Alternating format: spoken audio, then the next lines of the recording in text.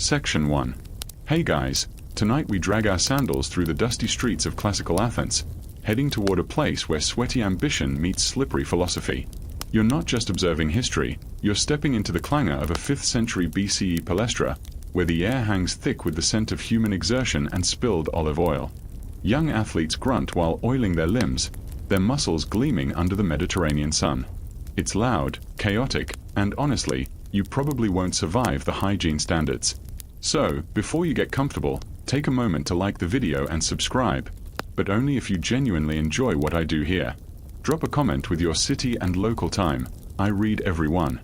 Now, dim the lights, maybe turn on a fan for that soft background hum, and let's ease into tonight's journey together. Your toes curl against cool marble as you enter Athens' busiest gymnasium.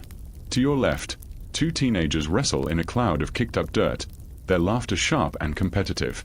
To your right, an old trainer barks drills at sprinters lunging across packed earth. The heat wraps around you like a damp towel, carrying notes of salt, iron, and something pungently herbal, a reminder that ancient Greeks believed olive oil prevented muscle cramps. You sidestep a discarded strigil, that curved metal tool used to scrape oil, sweat, and dead skin off bodies. It's gross, sure, but less horrifying than Spartan methods. They'd scrub with sand and vinegar. Mainstream history whispers that Athenian gyms doubled as classrooms. Plato later taught philosophy at the academy's wrestling grounds. But tonight's spotlight isn't on star pupils. It's on a wiry, bearded man in the corner, fumbling with a leather jump rope. That's Socrates. Yes, the Socrates. His barefoot, draped in a threadbare chiton that's already slipping off one shoulder. You wince as he trips over the rope, face-planting near a discus thrower. Knowledge begins with admitting ignorance. He mumbles into the dirt. A quirky tidbit. Athenians judged workout quality by glow. If your skin didn't shine like a bronzed godpost exercise, you'd failed. Hence the oil baths, and Socrates' problem. His pail as unmixed milk, glistening only with nervous sweat. Nearby, a group of toned youths snicker. One flexes his bicep, slick with oil infused with crushed roses, a luxury scent for rich gym-goers. Socrates pats his pockets, producing a small vial of cheap lamp oil. Adaptability, he declares, dumping it on his head. It reeks of burning wicks. Historians still argue whether Socrates frequented gyms for fitness or captive audiences. His student Xenophon claimed he sought strong minds in strong bodies. Plato's dialogues, though, hint he went to debate and annoy Athens' elite athletes. Right on cue, Socrates approaches a weightlifter hoisting a stone halter. But what is strength? He probes. The man drops the weight, nearly crushing his foot. You sigh. This won't end well. Around you, the palaestra thrums with purpose. Javelin throwers aim at straw targets, their movements precise. Runners practice darts, crouched like coiled springs. Then there's Socrates, attempting jumping jacks. His limbs flap like a startled chicken's. Is repetition not the mother of skill? He gasps between hops. A trainer shakes his head, muttering about philosophers corrupting the youth squats. You spot young Plato by the water fountain, head in his hands. Second-hand embarrassment is timeless, apparently. The air shifts as Socrates spots you. His eyes, wide, unnervingly alert, lock onto yours. You. Have you considered the ethics of spotter accountability? He calls, shuffling closer. You freeze. He smells of damp wool and existential dread. Before he can dissect your squat form, a shout echoes, clear the field. A discus arcs overhead, thudding dangerously close. Socrates beams. See, even chaos has geometry. You glance toward the exit. Too late. He's rolling up his sleeves, ready for warm-ups. Section 2. The discus thrower's glare could curdle milk as Socrates brushes dirt off his knees.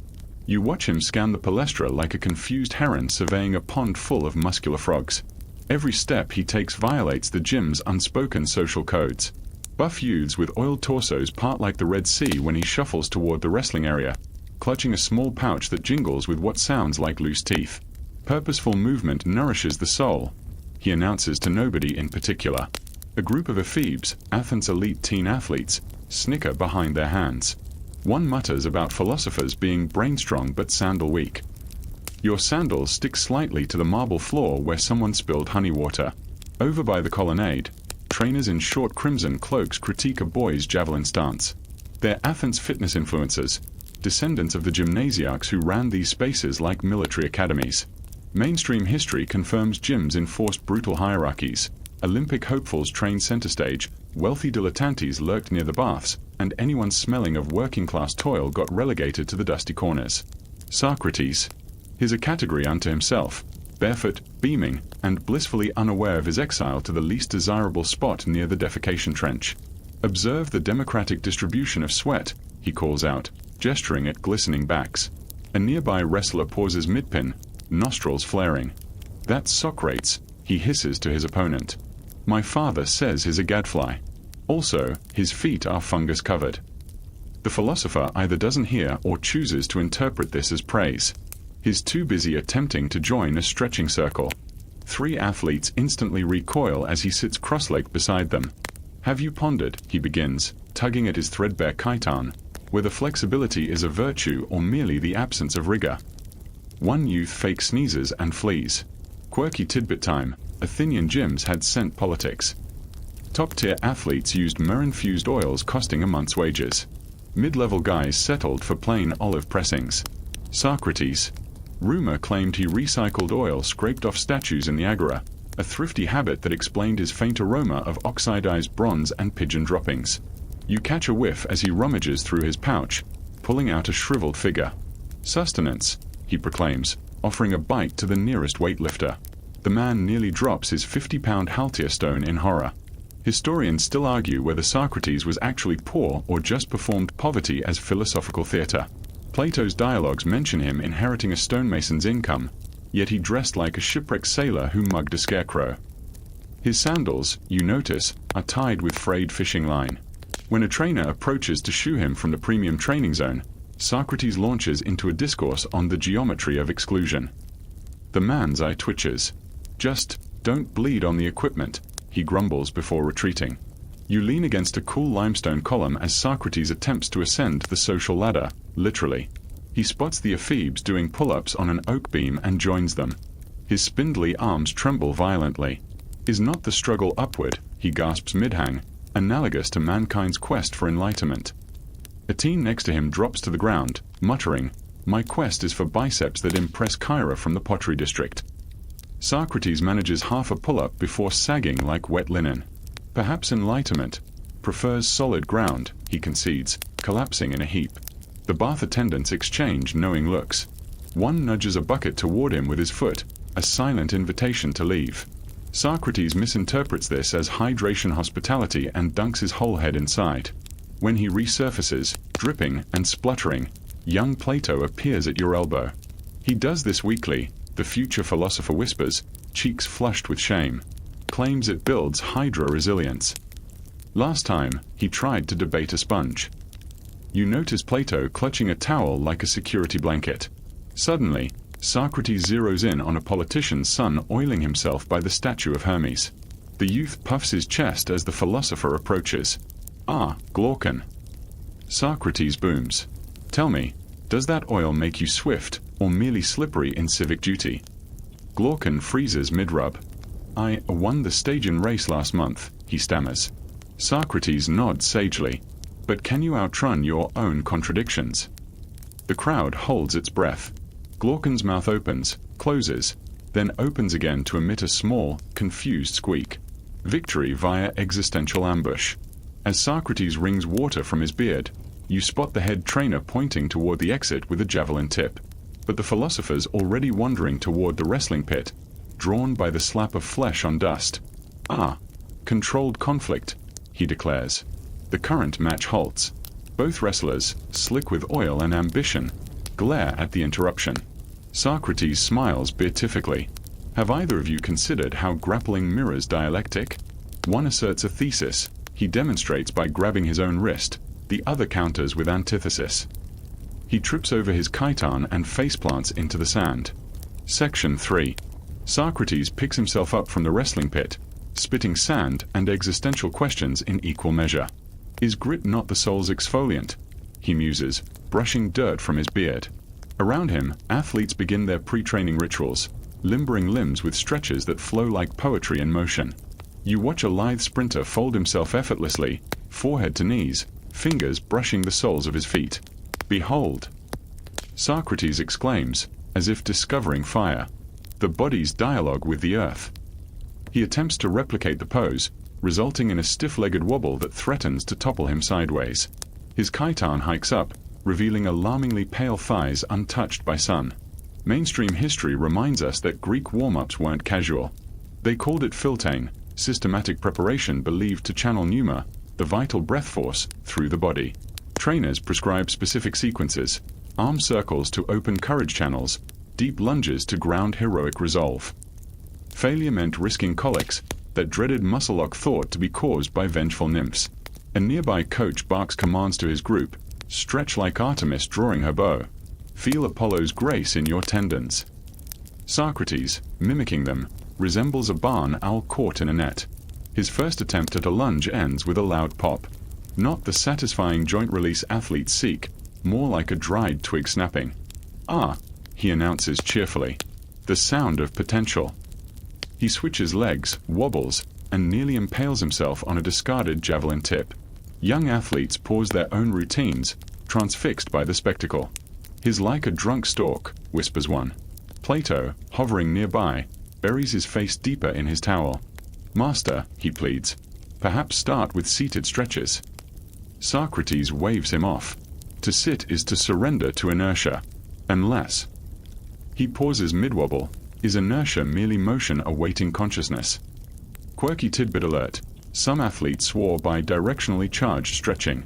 Facing east during morning warm-ups allegedly harnessed Aelio's power, while north-facing stretches were reserved for melancholic humors.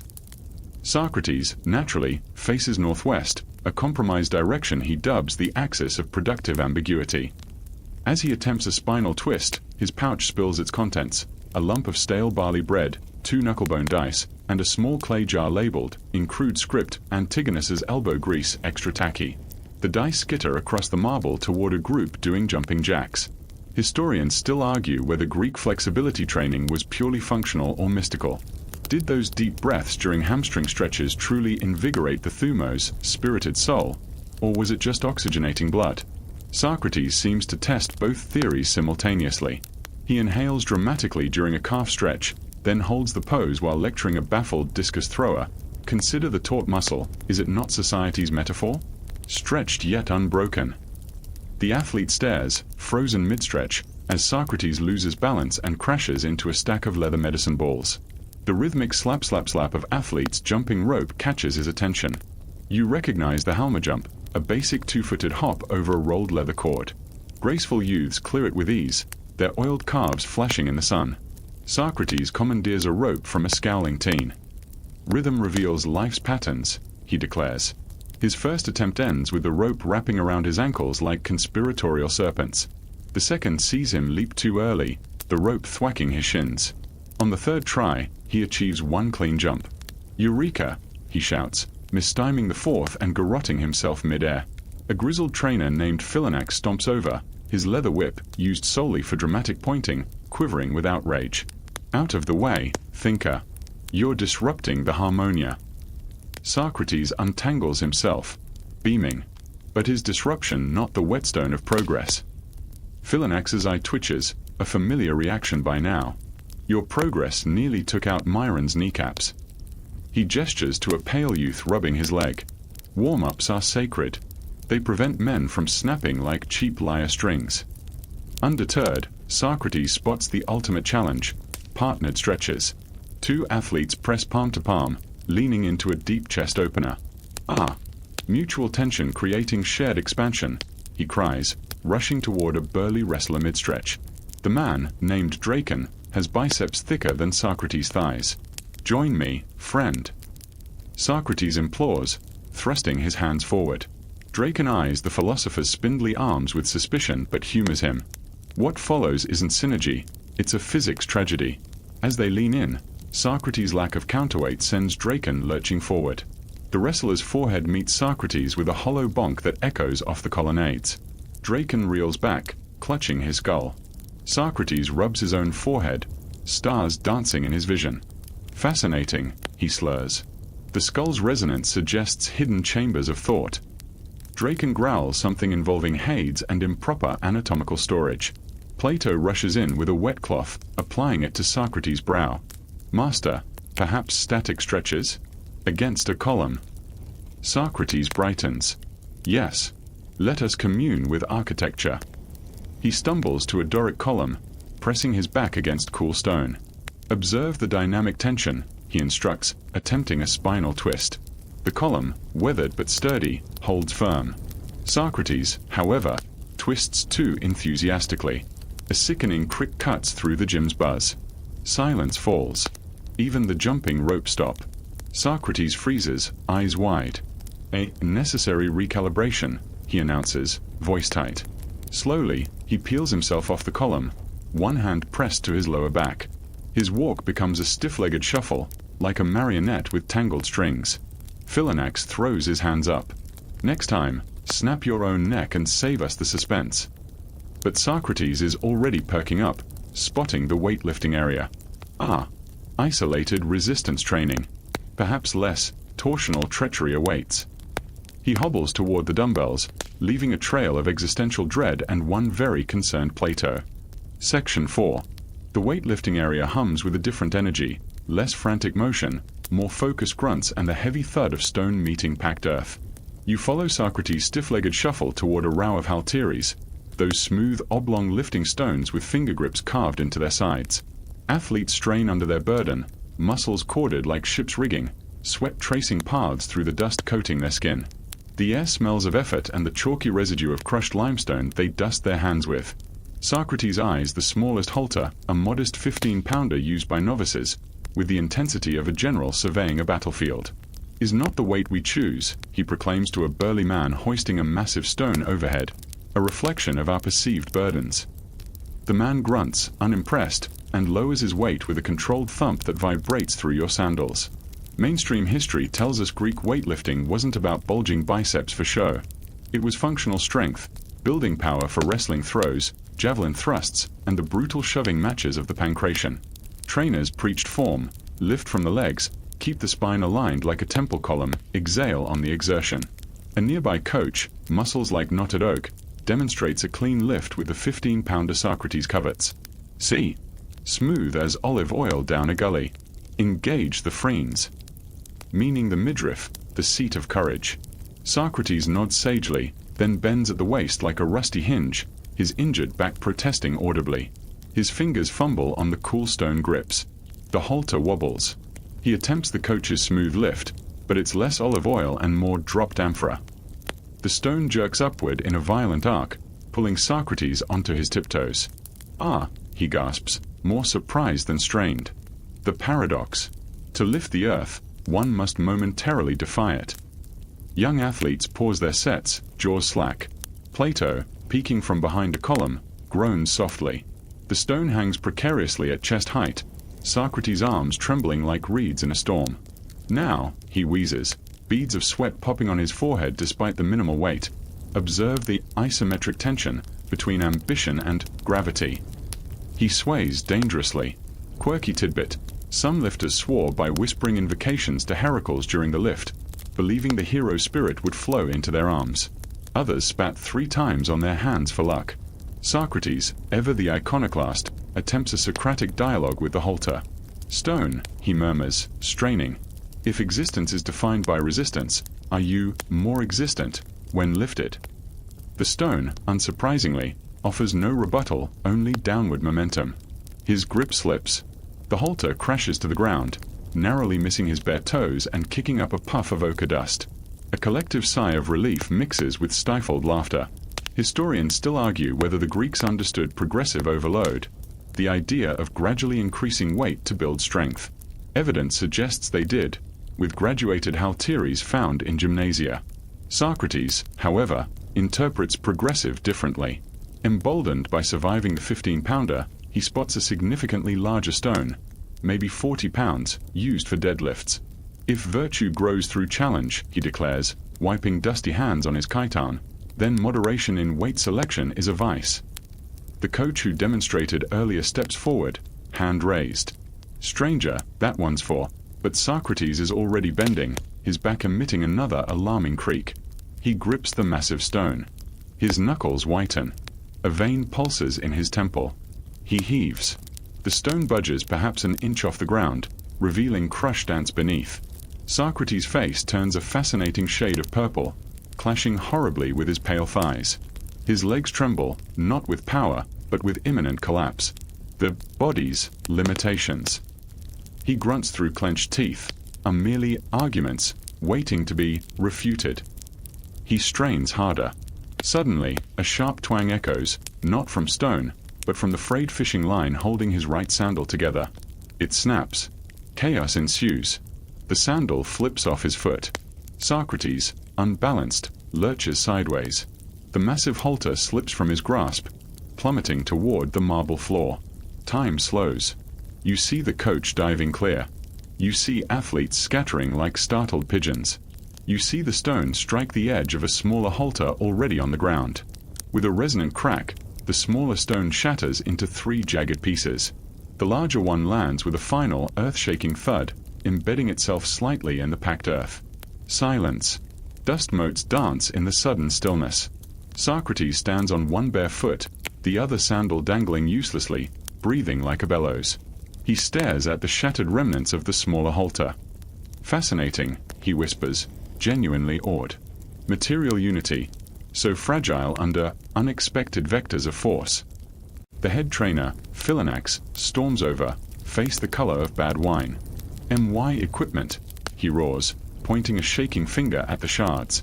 That halter belonged to Chilon, son of Megacles. He won the boys' pancration with it. It had history.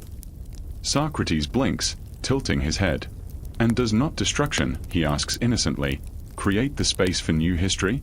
Perhaps a parable about hubris. He gestures vaguely at the large, embedded stone. Philonax looks ready to spontaneously combust. "Your hubris," he hisses, "just cost the palaestra a perfectly good halter.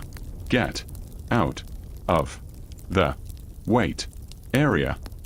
He punctuates each word by jabbing his leather whip toward the running track. Socrates sighs, a sound of profound disappointment. He bends stiffly, eliciting another backgrind, picks up his broken sandal, and examines the snapped fishing line. Temporary setbacks, he murmurs to himself, then brightens. Ah, the running track. Perhaps velocity offers fewer, breakable variables. He limps away, trailing one sandal strap, leaving Philonax cradling the shattered stone fragments and muttering curses involving Socrates and a particularly unpleasant corner of Hades. Plato rushes to gather the dice and the jar of dubious elbow grease that spilled from Socrates' pouch during the fiasco. You catch his eye. He offers a tiny, mortified shrug that says, "This is my life now." Section 5. Socrates' lopsided gait, one sandal functional, the other flapping like a wounded gull, carries him away from the weightlifting carnage and toward the Discus field. It's a wide open stretch of packed earth, scuffed into arcs by countless spinning throws. Here, the air crackles with potential energy. Athletes wind up like coiled springs, muscles straining beneath oiled skin, before unleashing the heavy bronze discs in graceful, lethal spirals. The rhythmic whir-thud of discus meeting earth is punctuated by the sharp commands of trainers. Rotate the hips, not just the arm. Let Apollo guide the spin, barks one. You wince as Socrates limps into this arena of controlled violence, clutching his broken sandal like a tragic prop. Mainstream history confirms the discus wasn't mere sport, it was martial training. Soldiers used similar motions to hurl lead-weighted throwing sticks, a concha, in battle. The standard discus weighed around 4.5 pounds for men, solid bronze, the edges sometimes sharpened, capable of denting a shield or cracking a skull. Athletes aimed for distance and form, their bodies sculpted into perfect kinetic chains.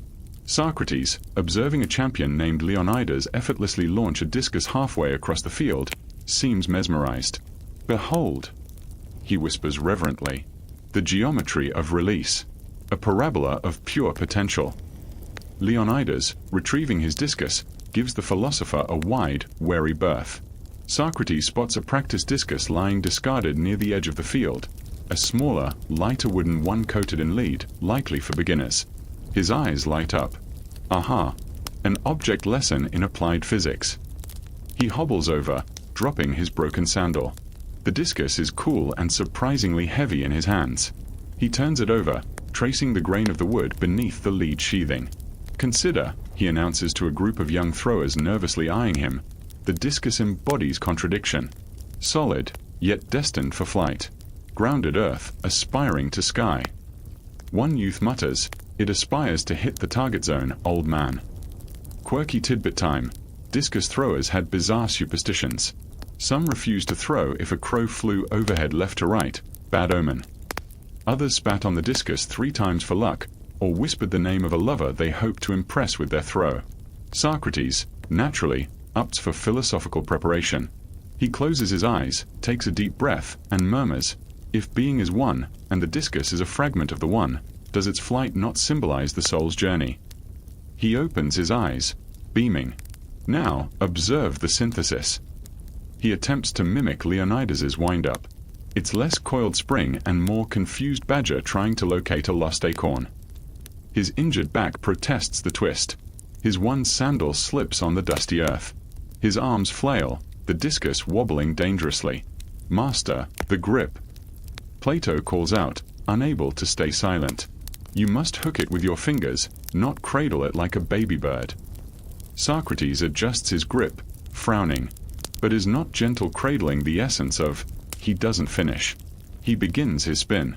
Historians still argue whether the Greek discus throw emphasized power or finesse. Was it a brutal heave or a balletic release? Socrates' attempt settles the debate by being neither. His spin is a slow, off-kilter pirouette. He manages perhaps 1.5 rotations before centrifugal force, a concept he'd likely find fascinating, overcomes his tenuous balance. The discus doesn't fly from his hand so much as it escapes, launching at a terrifyingly low trajectory, parallel to the ground, like a murderous dinner plate. It zips past the shins of 2 startled jumpers. It skims the dust, kicking up a plume, heading straight for the open archway leading to the busy street outside the palaestra. Time stretches. You see a portly merchant named Carpos entering the gym grounds, arms laden with fresh figs for the athlete's post-training snack. His whistling a tune, oblivious. The discus, spinning with uncanny accuracy, hurtles toward his kneecaps. Ambulation interruption. Socrates yelps, a rare flash of practical concern. Carpos freezes. The figs tumble from his arms in a soft, purple rain. The discus connects, not with bone, thank the gods, but with the hem of his flowing tunic.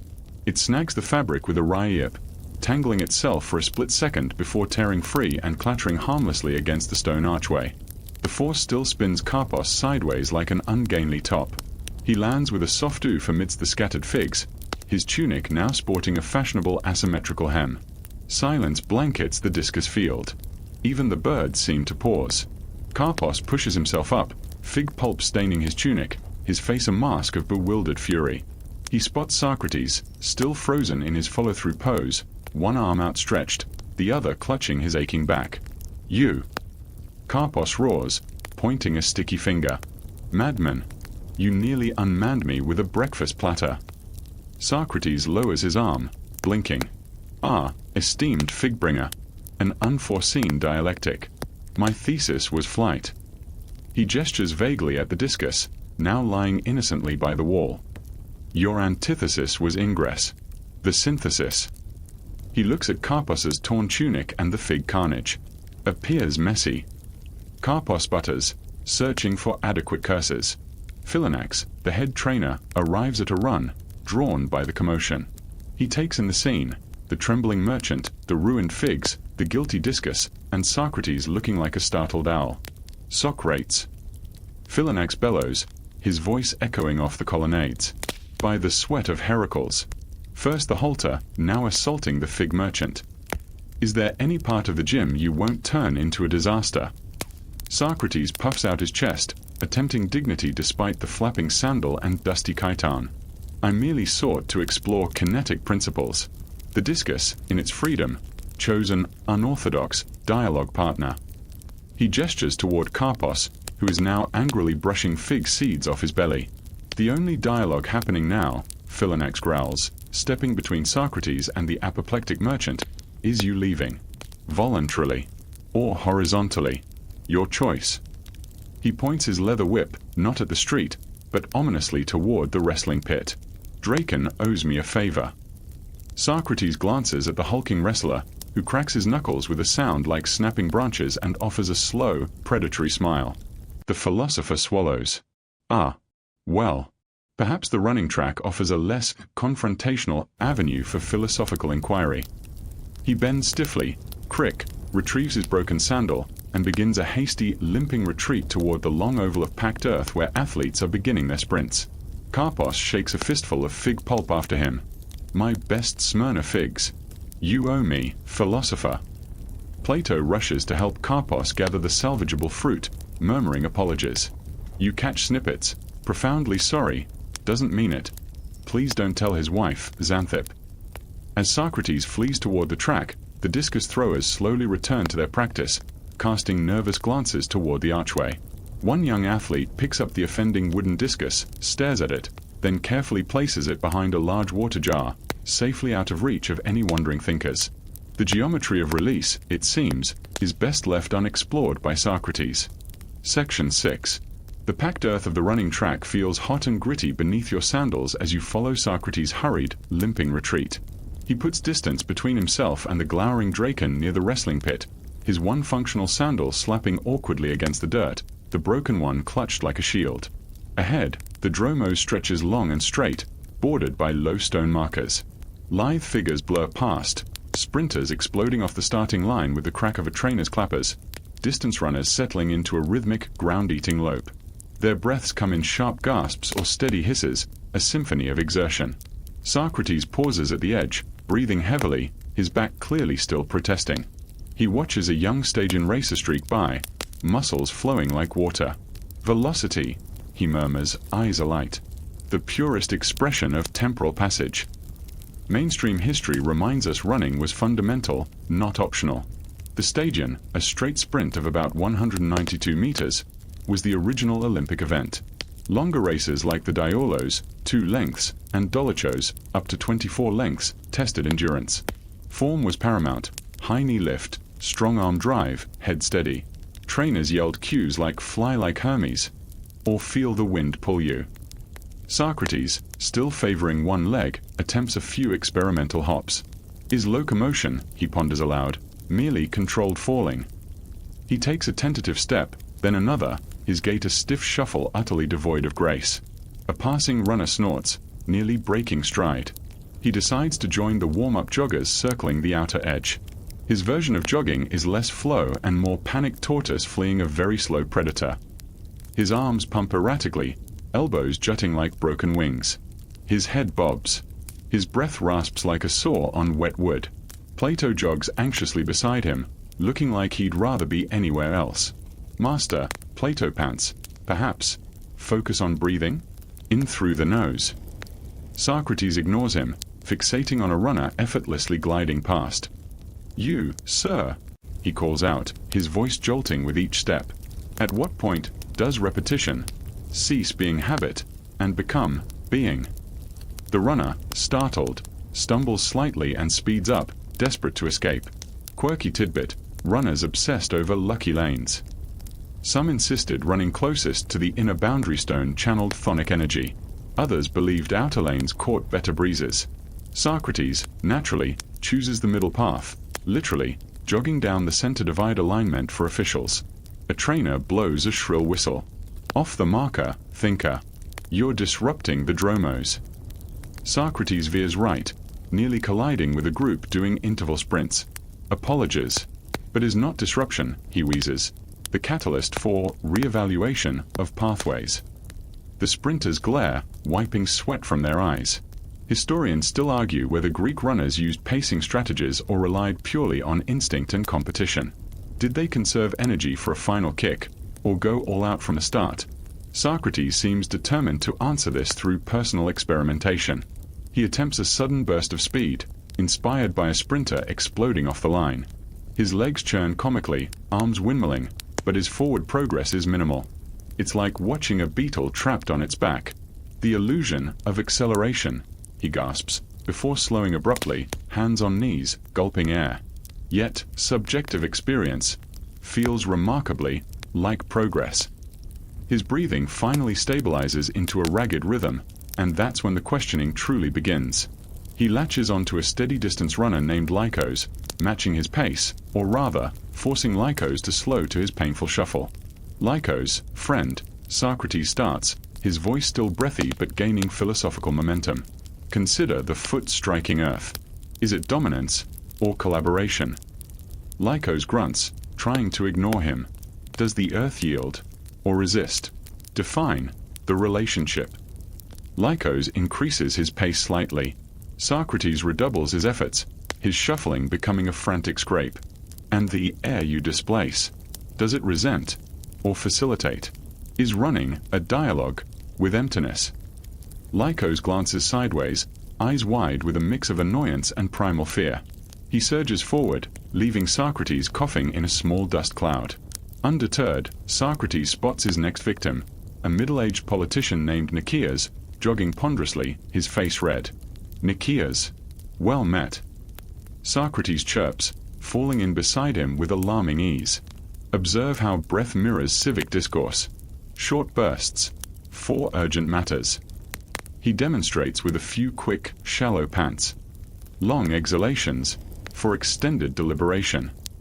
Nicias, already struggling, looks ready to faint. Socrates. Please. I'm concentrating. But what are you concentrating on? Socrates presses, relentless. The rhythm, the distance, or the abstract idea of movement. Does focusing on the breath distract from the running or constitute it? Nicias groans, clutching a stitch in his side. I'm focusing on not dying. He staggers to a walk, bending over. Socrates pats his heaving back sympathetically. Ah, a strategic pause. The dialectic demands rest between arguments. He moves on. A young runner, maybe 16, is practicing starts. Socrates stations himself beside the starting line as the boy crouches. Young sprinter. Socrates booms as the trainer raises his clappers. As you tense, poised to spring, are you potential or action? The boy flinches, ruining his start. The trainer lowers his clappers slowly, fixing Socrates with a death stare. Thinker, he says, voice dangerously calm. Every word you utter adds 10 laps to his training. Proceed with caution. Socrates beams, misinterpreting this as an invitation. A splendid pedagogical method. Punishment reinforcing lesson. But tell me, trainer, is not the threat of laps a form of motivational elenchus? He uses his term for cross-examination. The trainer's knuckles whiten on the clappers. It's a form of keeping you quiet. Now, run, or leave. Socrates, ever eager for new data, decides to run. He shuffles back onto the track proper, this time attempting to mimic the long, loping strides of a dolichos runner. His back screams. His broken sandal strap tangles around his ankle. He looks like a marionette controlled by a nervous puppeteer. Still, he persists. Endurance. He gasps to a runner effortlessly gliding past him. Is it the triumph of will over flesh, or merely flesh growing numb to complaint? The runner doesn't break stride but offers a single eloquent grunt. He manages almost half a lap before his body rebels. A sharp cramp seizes his calf. He yelps, hopping on one foot, clutching his leg. Aha! The body's emphatic counterargument, he announces through gritted teeth. He collapses onto the grassy infield, massaging the knot. Plato rushes over with a water skin. Master, perhaps rest. Socrates takes a long gulp, water trickling into his beard. He surveys the runners flowing past, a river of straining muscle and focused will. Rest, Plato, or merely a change in the mode of inquiry.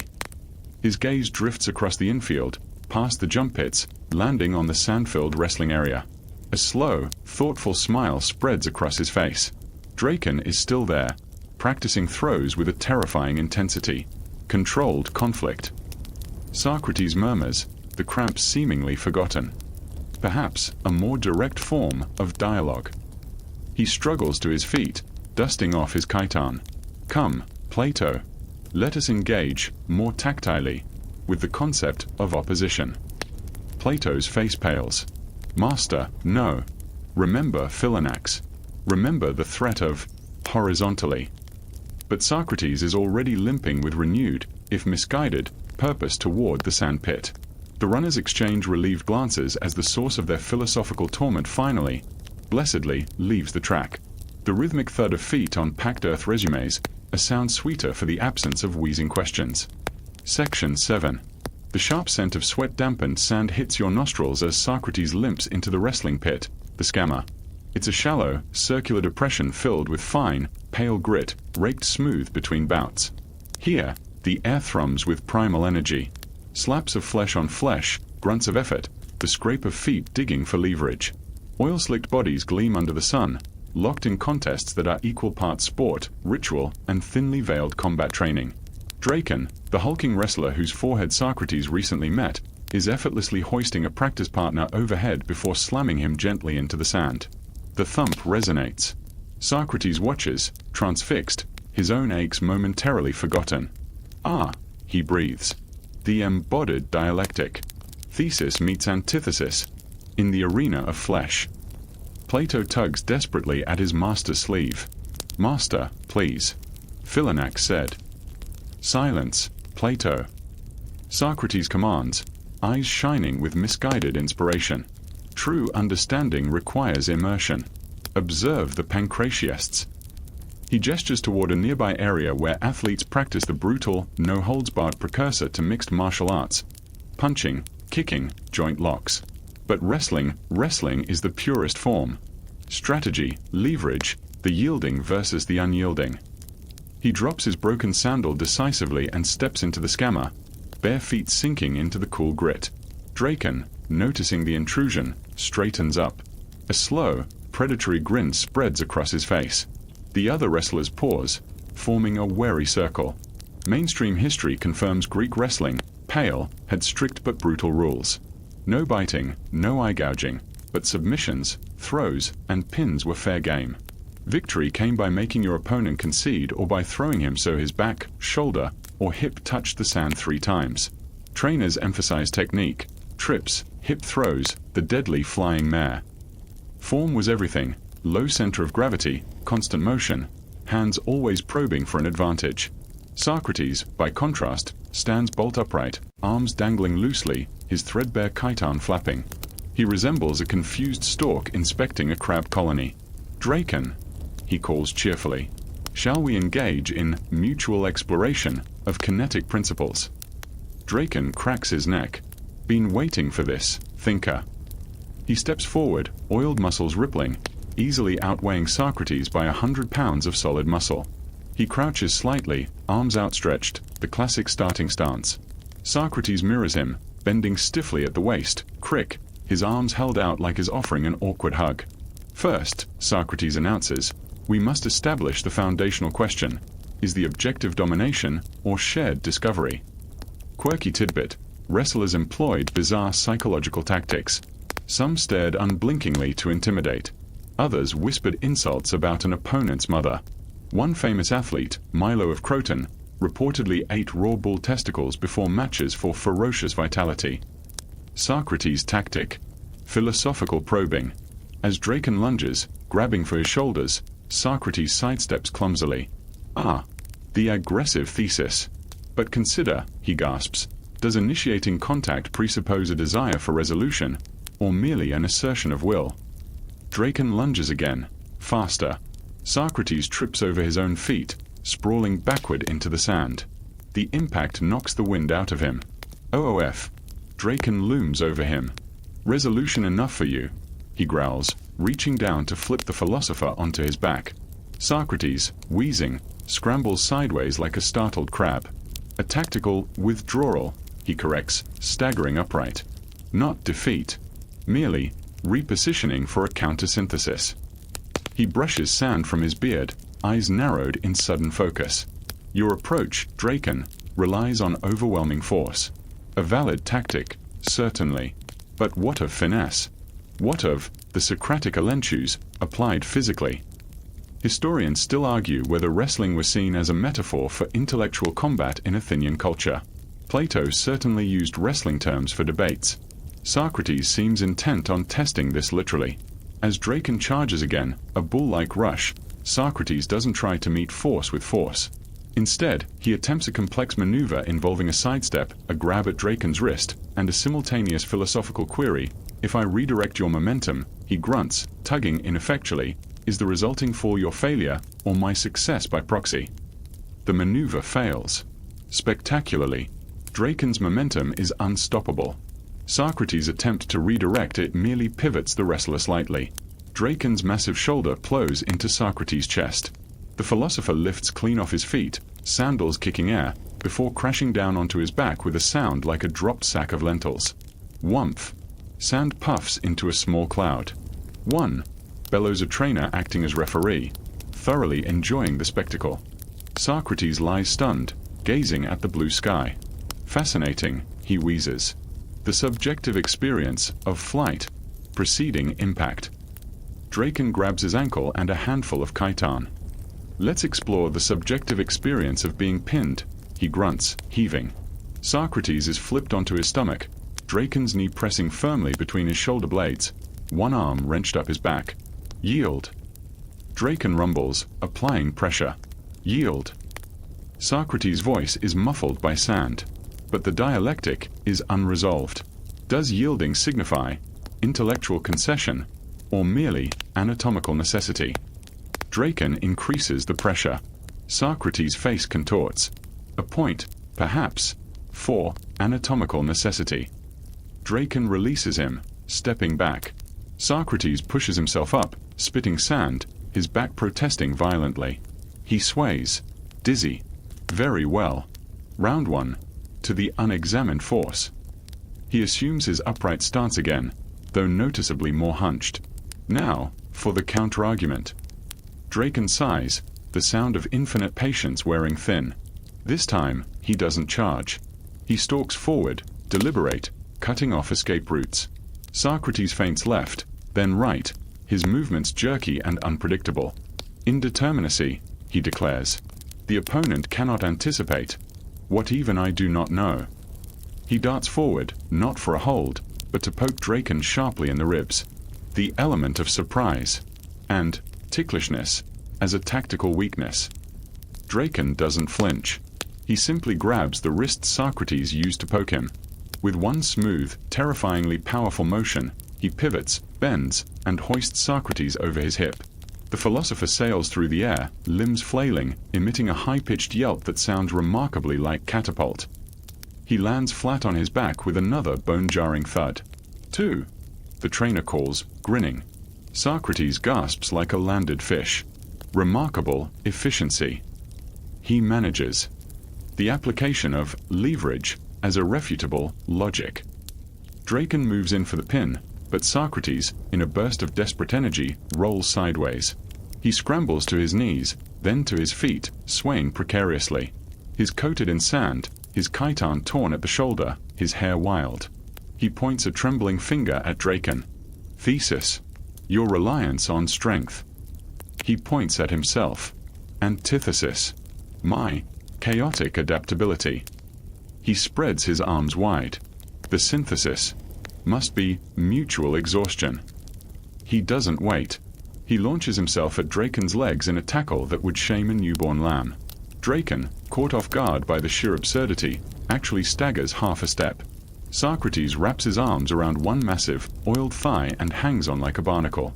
Ground the pillar, he shouts, his voice muffled by Draken's quadricep.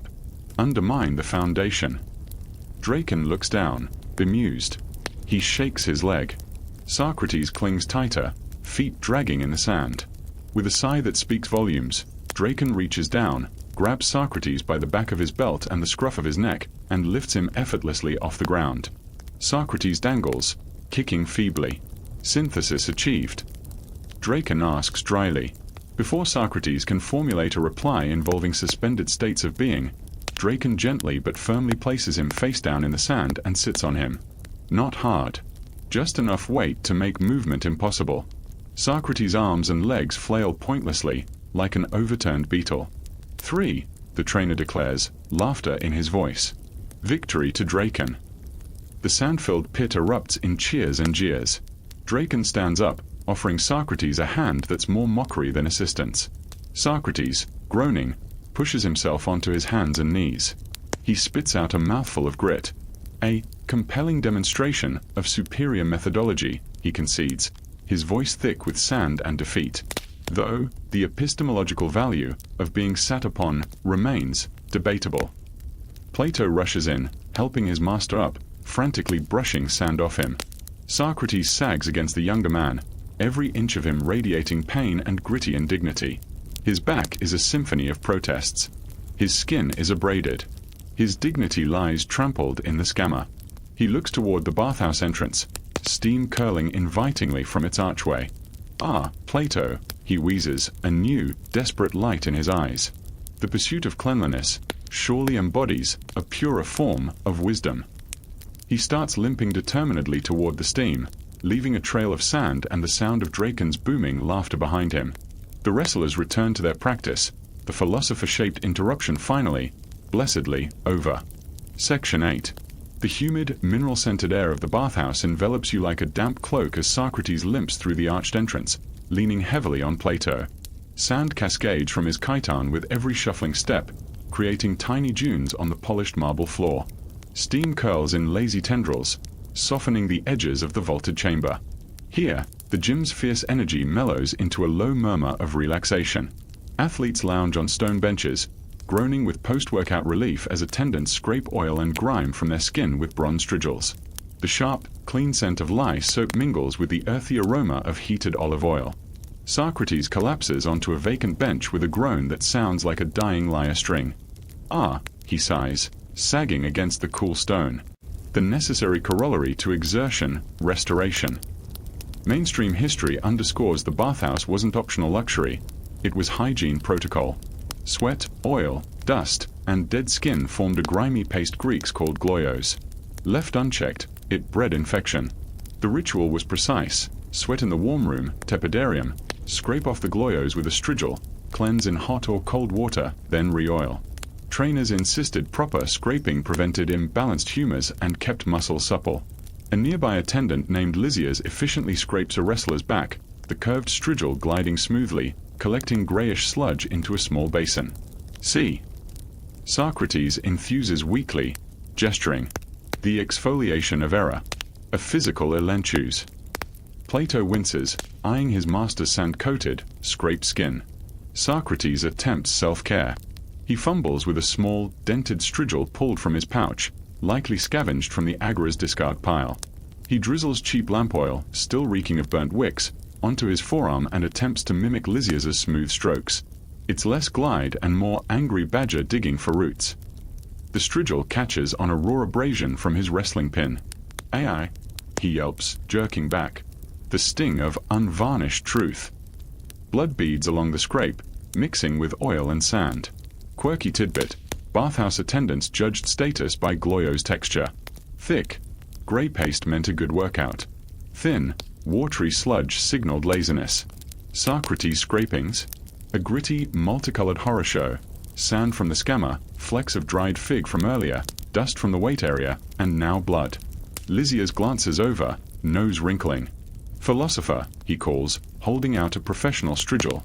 "Allow me. Your technique offends the gods of hygiene." Socrates hands over his dented tool gratefully. "Ah, expertise. The application of knowledge through skilled hands." Lysias approaches. He takes one look at Socrates' back, a landscape of scrapes, bruises, and embedded grit, and sighs like a man handed a soiled sponge. He pours a generous stream of decent olive oil, lemony, a mid-tier gym blend, onto the philosopher's skin. The cool liquid makes Socrates gasp. Lysias begins scraping, his strokes firm and efficient. Socrates flinches as the strigil catches on a particularly deep scrape from Draken's hip throw. "Consider the sting," he hisses through clenched teeth. Is it punishment for hubris, or merely nerve endings reporting structural damage? Historians still argue whether the oil scrape ritual was primarily hygienic or ritualistic. Did it truly prevent illness, or was it a symbolic shedding of the gym self before re-entering society? Lysias works silently, his basin filling with a uniquely Socratic gloios. Sandy, slightly bloody, and faintly luminous from the lamp oil. "You wrestled Draken," the attendant states flatly, scraping a stubborn patch of grit from Socrates' shoulder blade. "Voluntarily. All knowledge requires experimental grounding." Socrates defends, wincing again. The dialectic demands engagement. Dialectic demands a healer, Lysias mutters, rinsing his strigil in a water bowl now clouded with Socrates' essence. He moves to the philosopher's legs, revealing spectacular bruises blooming on his pale thighs from the weightlifting debacle. Plato looks away, mortified. Master, perhaps avoid strenuous conflict, temporarily. Nonsense. Socrates declares, trying to sound robust as Lysias scrapes a particularly tender bruise. Conflict refines understanding. Like friction, polishing stone. His voice cracks on stone, betraying the pain. Lysias finishes scraping, leaving Socrates pink, abraded, but remarkably cleaner. The basin of Gloios sits between them, a viscous, beige monument to the philosopher's disastrous workout. Dispose of that carefully, Lysias advises Plato grimly. It might achieve sentience. He gestures toward the hot plunge pool. Soak, then re-oil. Standard blend. Socrates hobbles toward the steaming pool, descending the steps with the caution of a man testing thin ice. The hot water hits his scrapes like liquid fire. Yow, he yelps, recoiling. The restorative embrace feels remarkably punitive. He forces himself deeper, sinking to his chin, eyes wide with shock. Ah, adaptation. The body's remarkable capacity for accepting boiling torment. He soaks, steam rising around his bearded face, eyes closed in a semblance of peace. Nearby athletes whisper, nodding at his bruises. Heard he tried to lift the Cyclops stone. Nah, wrestled Draken. Madness. Socrates ignores them, lost in post-soak contemplation.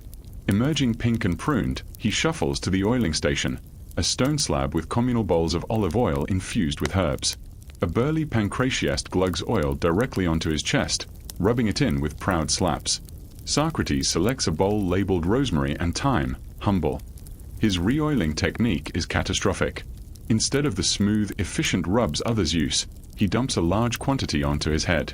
Thick, herb-scented oil cascades over his face, into his eyes, and down his neck. Blurg, he sputters, blinded. The senses overwhelmed. He paws at his face, smearing oil into his beard and eyebrows. Attempting to rub it onto his arms, he slips on the oil-slicked floor. His feet shoot forward, arms windmilling wildly. He crashes backward onto the marble with a wet smack, oil splattering in a wide radius. Silence. Then, a snort. Then, full-blown laughter. Athletes point at the dazed philosopher sprawled like a beached, oily seal. Lysias rushes over, face-palming. Philosopher. Oiling is for skin, not interior decoration. He hauls Socrates upright. The philosopher blinks oil from his lashes, his beard dripping. But is the distinction absolute? He asks plaintively, wiping oil from his cheek. Does oil not nourish hair follicles? And are eyes not extensions of the skin? Lysias shoves a rough linen towel into his hands. Dry. Then leave. Before you turn the bathhouse into a comedy festival. He mutters about slippery thinkers and hazard pay. Socrates attempts to towel off, succeeding only in redistributing the oil more evenly. His now a glistening, herb-scented, slightly sticky mess. The scrapes on his back shine angrily through the thin film. Plato approaches hesitantly, holding out the philosopher's threadbare chiton. Master, perhaps attire. And then, sustenance. Sustenance. Socrates repeats, perking up despite his oily predicament. Ah, Plato. The body's furnace requires fuel. The mind's inquiries require snacks. He wrestles the chiton over his head, getting it tangled in his oily beard. To the refectory. Let us dissect the ethics of lentils. He limps toward the exit, trailing the scent of rosemary and poor life choices, leaving gleaming footprints on the marble. Lysias watches him go, shaking his head as he mops up the oil slick. Next time, he tells an apprentice, charge philosophers double. Hazardous duty. Outside, the smell of roasting meat beckons Socrates toward his next disaster, dietary philosophy. Section 9. The smoky aroma of charred meat and simmering lentils pulls you toward the gymnasium's refectory, a shaded colonnade where athletes refuel after their exertions. Long wooden tables grown under simple fare, barley loaves, chickpea mash, grilled fish, and skewers of tough mutton sizzling over charcoal braziers. The clatter of clay plates and the murmur of tired conversation fill the air. Socrates shuffles in, still glistening with residual oil, his chiton clinging damply. He sniffs appreciatively, though his eyes hold the frantic gleam of a man about to dissect a roasted chicken's moral worth. Plato guides him to a bench, procuring 2 humble portions, coarse barley bread and a bowl of grayish lentil stew. "Ah!" Socrates exclaims, poking his bread. "The edible manifestation of Earth's bounty. Or is it merely baked despair?" Mainstream history confirms the Greek athlete's diet was famously austere. Think functional fuel, not gourmet indulgence. Barley provided slow-burning carbs for endurance. Lentils offered protein and iron. Meat, usually goat or mutton, was a luxury reserved for the elite or post-competition celebrations. Trainers preached moderation. Overeating caused heaviness, while undereating sapped strength. Pythagoreans avoided beans, believed to contain souls, but most athletes shoveled them in. A burly discus thrower nearby tears into a mutton skewer, grease coating his chin. Socrates watches, fascinated. Observe the carnivorous assertion. Does consuming muscle transfer its strength, or merely its gristle? He dips a corner of his barley bread into the lentil stew, scrutinizing the soggy morsel. "Consider the lentil," he announces, holding it aloft. "Humble, yet potent. Does its circular form symbolize unity, or digestive inevitability?" Plato sighs, stirring his own stew. "Master, perhaps consume it.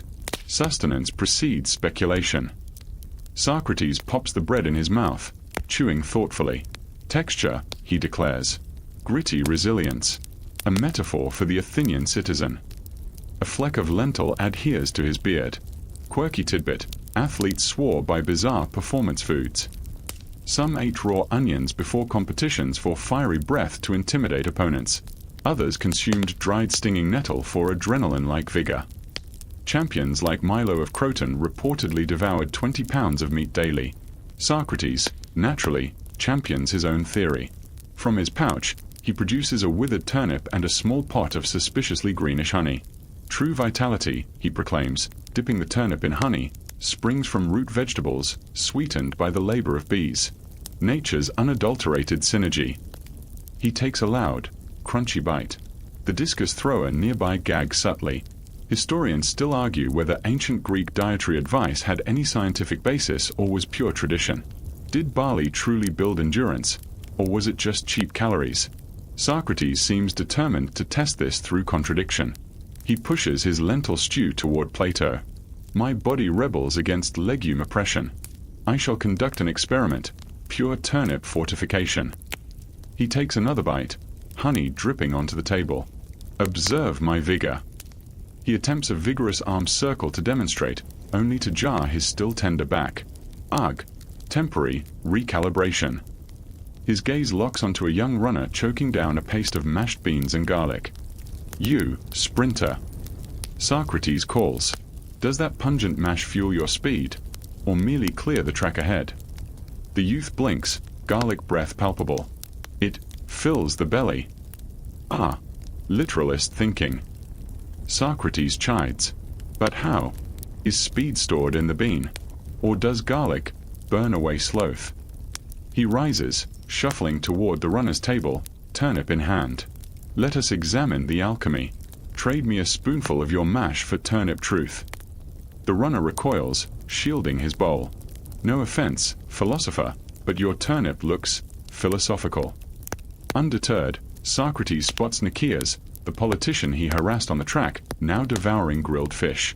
Nicias. Fish. Brains of the deep. Does consuming wisdom make one wise, or merely taste brine? Nicias sets down his fish, weary. "Socrates, it makes me less hungry. Can philosophy achieve that?" An excellent inquiry. Socrates beams, plopping down uninvited. Does satisfaction negate hunger, or merely postpone it?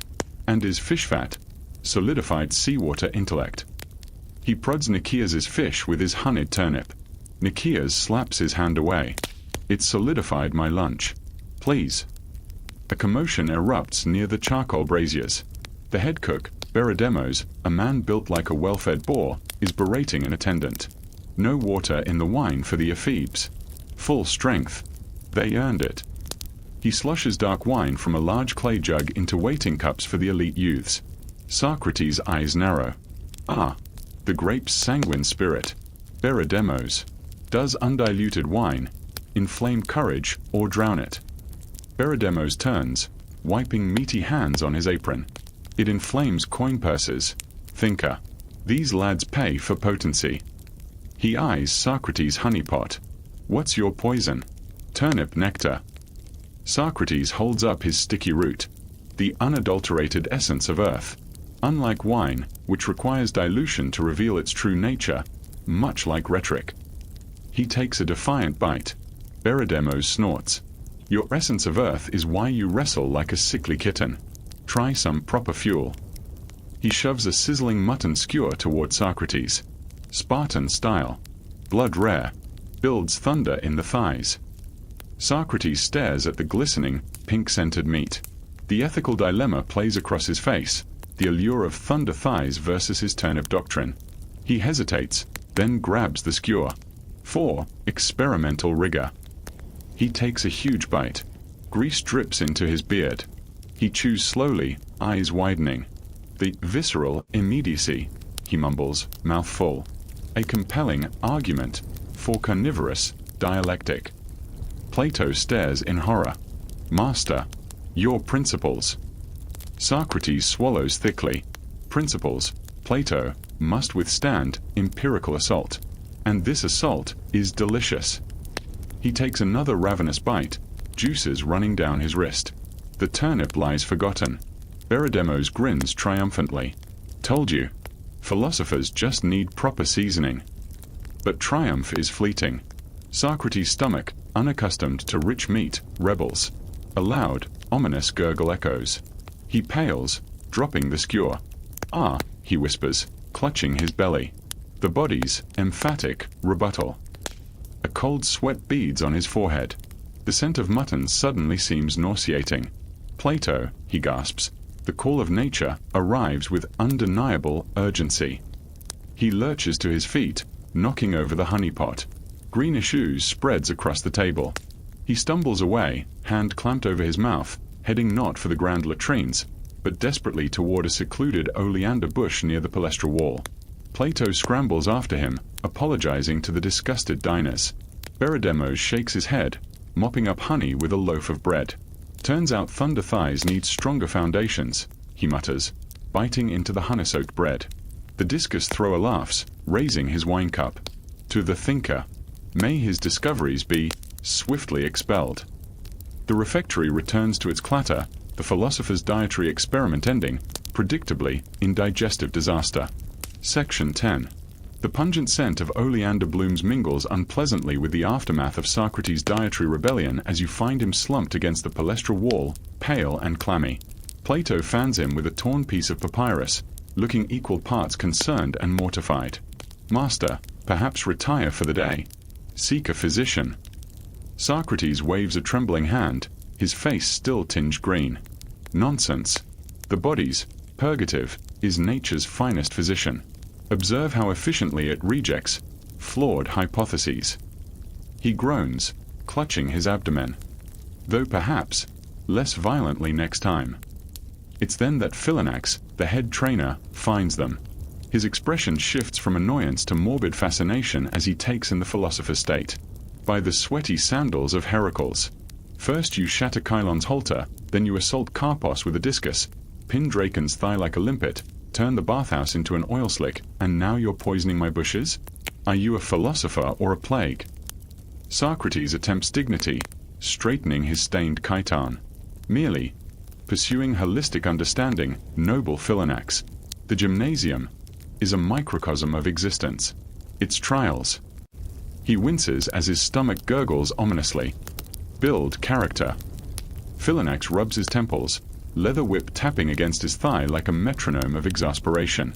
Your character is building a path to Hades faster than a Spartan phalanx. Look at you. Pale as Hades' ghost, walking like a man who lost a fight with a wine jug. This ends now. He points his whip at Socrates. You. Me. The fundamentals. Before you maim yourself or bankrupt me replacing equipment. Mainstream history tells us Greek athletic coaches, gymnasti, were revered figures, combining physiotherapy, strategy, and brutal discipline. They crafted personalized regimens based on the four humors, believing phlegmatic types needed vigorous exercise, choleric ones required calming routines. Philonax, scarred and sun-leathered, clearly views Socrates as a catastrophic imbalance of all four. He drags the protesting philosopher toward a quiet corner of the running track, away from smirking athletes. We start simple. Posture, the foundation of all movement. He demonstrates, feet shoulder-width, spine aligned like a Doric column, chin level, gaze forward. The body is a temple. Not, he glares at Socrates' habitual slouch, a crumbling shed after a storm. Socrates attempts to mimic him, resulting in a stiff, unnatural stance resembling a marionette held by nervous strings. Ah, but Philonax, he queries, if the temple is the soul, as some poets claim, does aligning the body realign the spirit? Or merely postponed spinal collapse? Philonax ignores him. Now, breathing. He takes a deep, controlled diaphragmatic breath, chest expanding slowly. In through the nose, out through the mouth. Steady, like bellows feeding a forge. Socrates inhales sharply through his mouth, triggering a hiccup that makes him clutch his tender stomach. Hup. Forgive me. The forge appears damp today. Quirky tidbit. Coaches employed bizarre motivational tools. Some whispered personalized insults, your grandmother throws better than you. Others used sympathetic magic, having athletes touch statues of champions before drills. Philonax, desperate, tries a tactile approach. He pokes Socrates' sagging belly. Engage your core. Imagine a rope pulling your navel to your spine. Socrates looks bewildered. Is the navel not the body's reminder of severed connection? Why engage severed things? Historians still argue whether ancient coaching methods prioritized physical results or moral development. Was victory the only goal, or did they truly seek kallikagathia, the beautiful and good person? Philonax seems focused solely on preventing immediate catastrophe. Right. Basic movement. The forward step.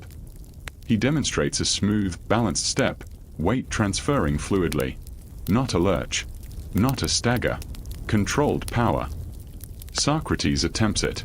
His injured back twinges, his oily sandal slips, and he executes something between a stumble and a bow. Controlled power.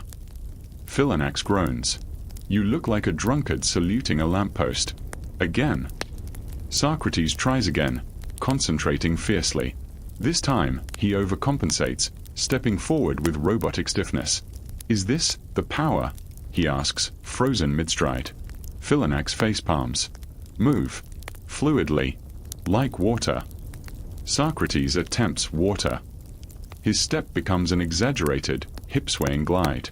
Nearby, a group of javelin throwers collapses in laughter. He walks like my Aunt Thespis after too much wine. Philonax's eye twitch reaches seismic levels. Forget walking. Let's try something stationary. Balance. He points to a low, wide stone block. Stand on one foot. Simple. Even children do it. Socrates eyes the block warily. He lifts his right foot, wobbles violently, windmills his arms, and hops twice before crashing down onto the block, barely avoiding a faceplant. He perches precariously, arms outstretched. Achieved. Though, stability feels negotiable. 1 foot, Socrates. Not hugging the block like it's your last amphora of wine. Philonax barks. Socrates reluctantly lifts his other foot off the ground. For a millisecond, he balances. Then, physics reasserts itself. He teeters backward, arms flailing. Philonax lunges, grabbing his arm just as Socrates begins a full backward plunge. The philosopher dangles for a moment, suspended by the trainer's grip, legs bicycling air.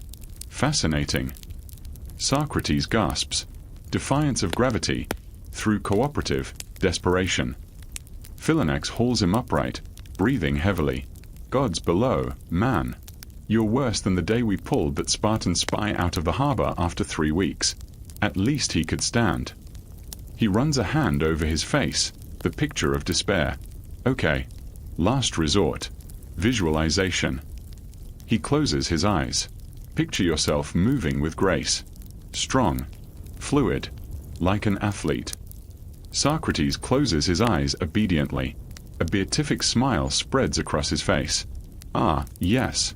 I see it. I move with the effortless grace of a stalking heron. He opens his eyes, beaming, majestic, focused, silent. Philonax stares, defeated. Herons stab fish, Socrates. They stand still for hours. They don't do gymnastics. He sighs, the sound heavy with the weight of 1,000 failed drills. Look, just promise me something. Anything, noble Philonax. Promise me, the trainer says, locking eyes with him, his voice low and deadly serious, that you will never ever attempt the javelin, or the long jump, or anything involving heights, levers, or sharp objects. Stick to talking, please, for the safety of my gym, for the sanity of my athletes, for the structural integrity of Athens itself. Socrates considers this, scratching his sticky beard. But Philonax, how can one understand the limits of human potential without testing? Promise me. Philonax roars, making nearby pigeons take flight. Socrates blinks. Ah, well, if it preserves civic harmony, and your admirable blood vessels, I shall confine my physical inquiries to less projectile pursuits. He attempts a conciliatory pat on Philonax's shoulder. The trainer flinches as if avoiding a venomous snake. Good. Now, go home. Bathe. Again. And maybe contemplate stillness. Very still stillness. He turns and walks away, muttering prayers to every god he can recall, especially Hephaestus, patron of unfixable disasters.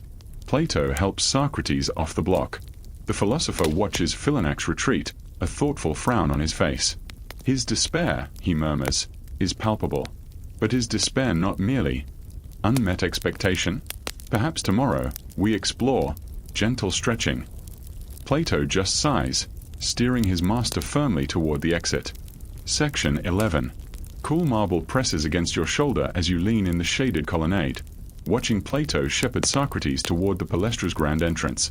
The philosopher moves with the stiff-legged caution of a man navigating a field of hidden snares, each step a negotiation with his abused muscles and still grumbling stomach. The harsh afternoon sun throws long shadows, and the air hums with the fading energy of the day's last drills. But escape isn't swift.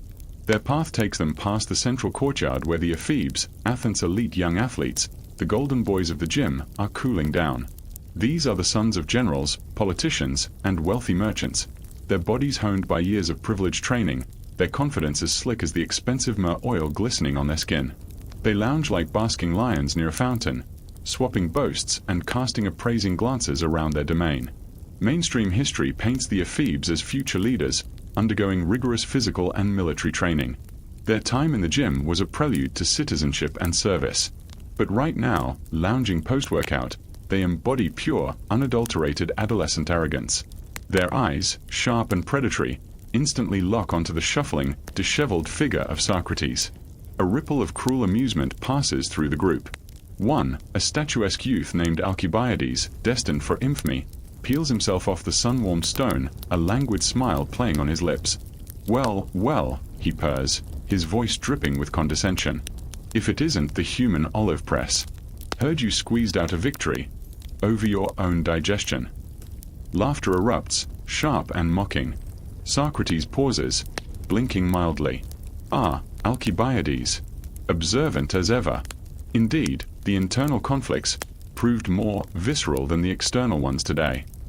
He attempts a philosophical shrug, but it translates as a pained wince. Another ephebe, Critias, cold-eyed and calculating, chuckles. Visceral. Looked like you lost a wrestling match to a bowl of lentils, Socrates, and Dracon, and the Discus, and the floor of the Bathhouse. He ticks them off on oiled fingers. Plato flushes crimson, staring fixedly at the ground. Master, please. He murmurs, tugging Socrates' sleeve. But Socrates, ever impervious to conventional shame, turns toward his tormentors.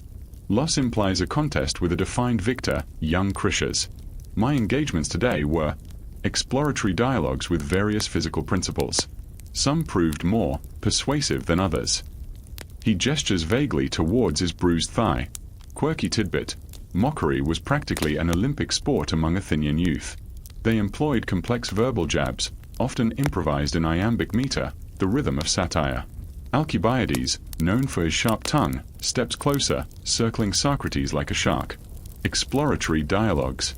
Let's explore your form, philosopher. He strikes an exaggerated parody of Socrates' stiff jog from earlier, arms flailing, head bobbing, face contorted in imaginary agony. Behold, he cries to his friends, the Socratic sprint. Velocity achieved through sheer terror of one's own shadow. The courtyard echoes with jeers. One youth mimics Socrates' disastrous discus throw, staggering comically and pretending to launch an invisible plate at a passerby. Another clutches his stomach, groaning theatrically. Tell us, Socrates, Alcibiades continues, dropping the act but not the smirk. When you attempted to lift that halter, were you communing with the spirit of Atlas, or just having a stroke? Historians still argue whether this relentless mockery served a social purpose, reinforcing hierarchy and weeding out the weak, or was simply unchecked adolescent cruelty. Socrates absorbs the barrage, his expression thoughtful rather than hurt. An interesting query, Alcibiades, he responds calmly. The weight felt substantial, much like the burden of unexamined preconceptions. Tell me, when you lift weights, is it truly the stone you struggle against, or the limitations of your own ambition? Alcibiades' smile falters for a split second. Critias jumps in. Spare us the wordplay, old man. Your ambition seems limited to not collapsing before supper. Look at you. You gleam like a half-melted candle. Did you bathe in lamp oil or failure? Socrates touches his beard, still slightly sticky. A blend, perhaps, though lamp oil possesses a certain philosophical austerity.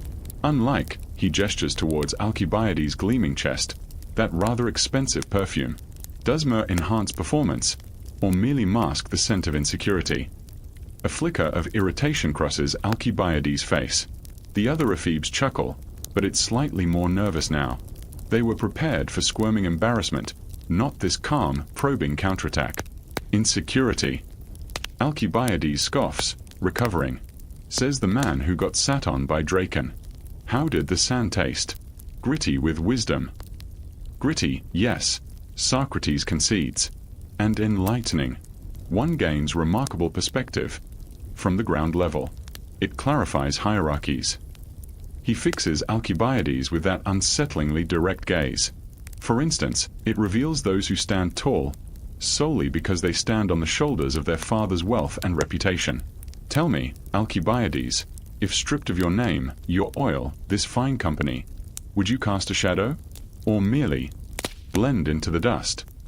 The laughter dies abruptly. Critias glares.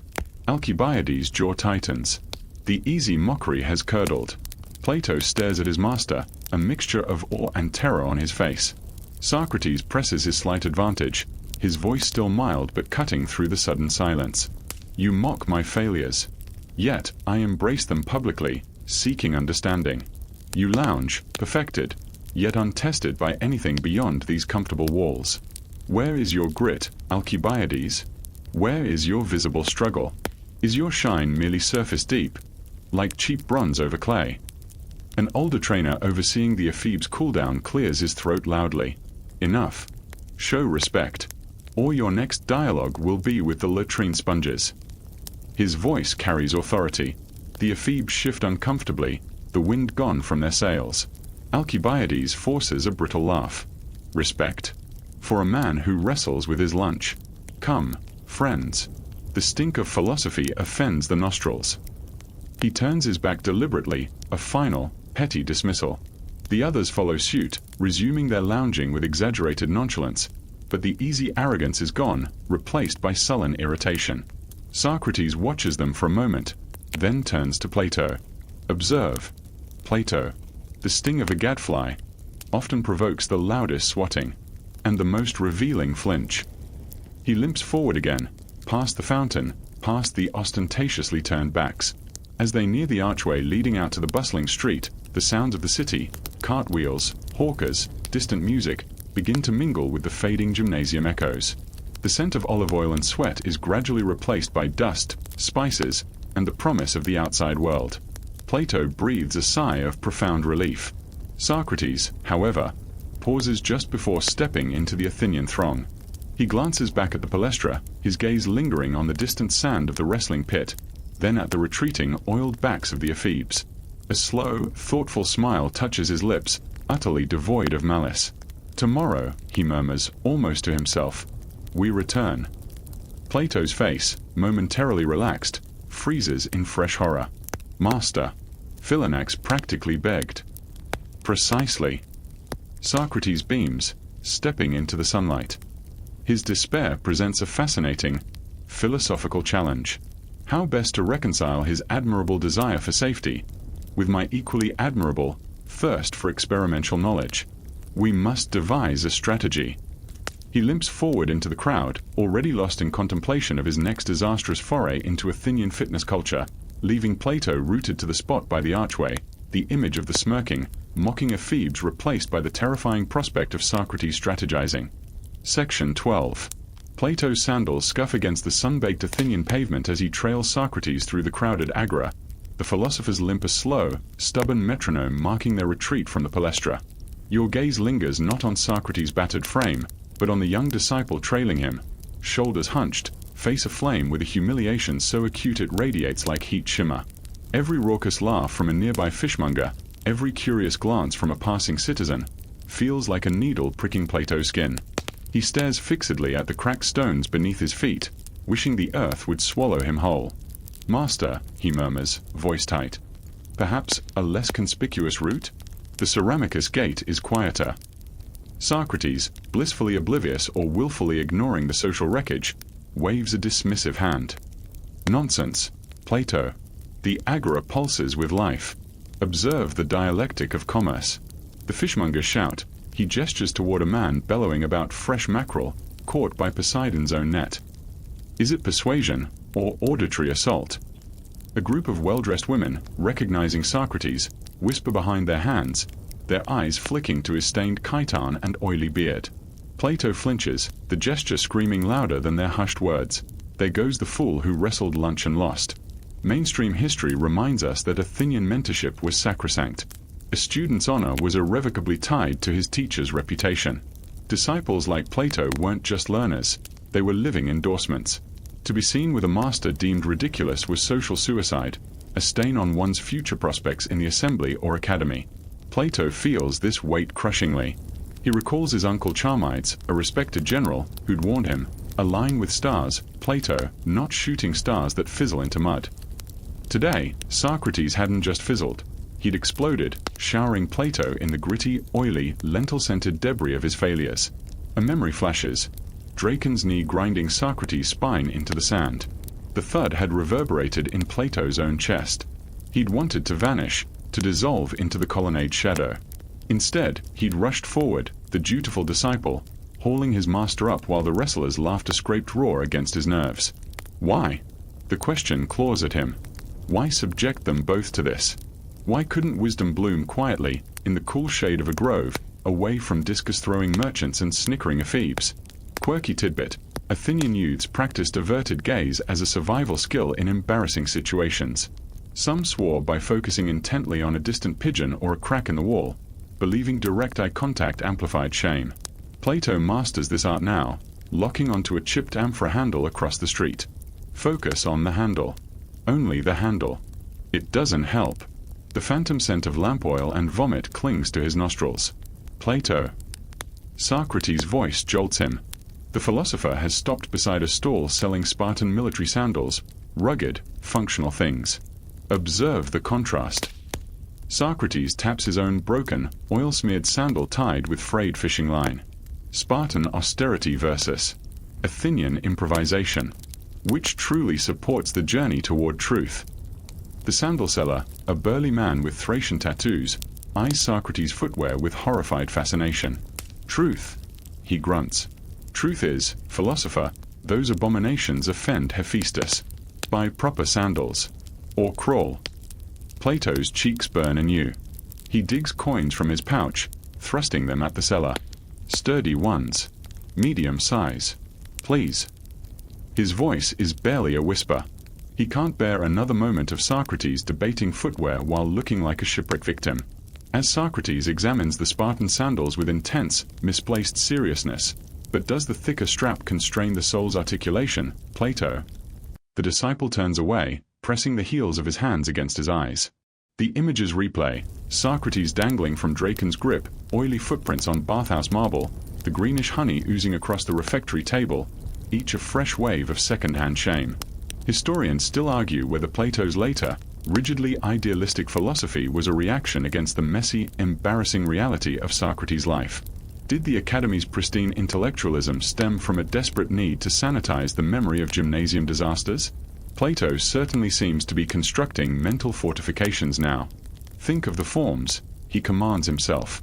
The perfect circle. The immutable good. Not the soundmaster made when the mutton hit. It's no use.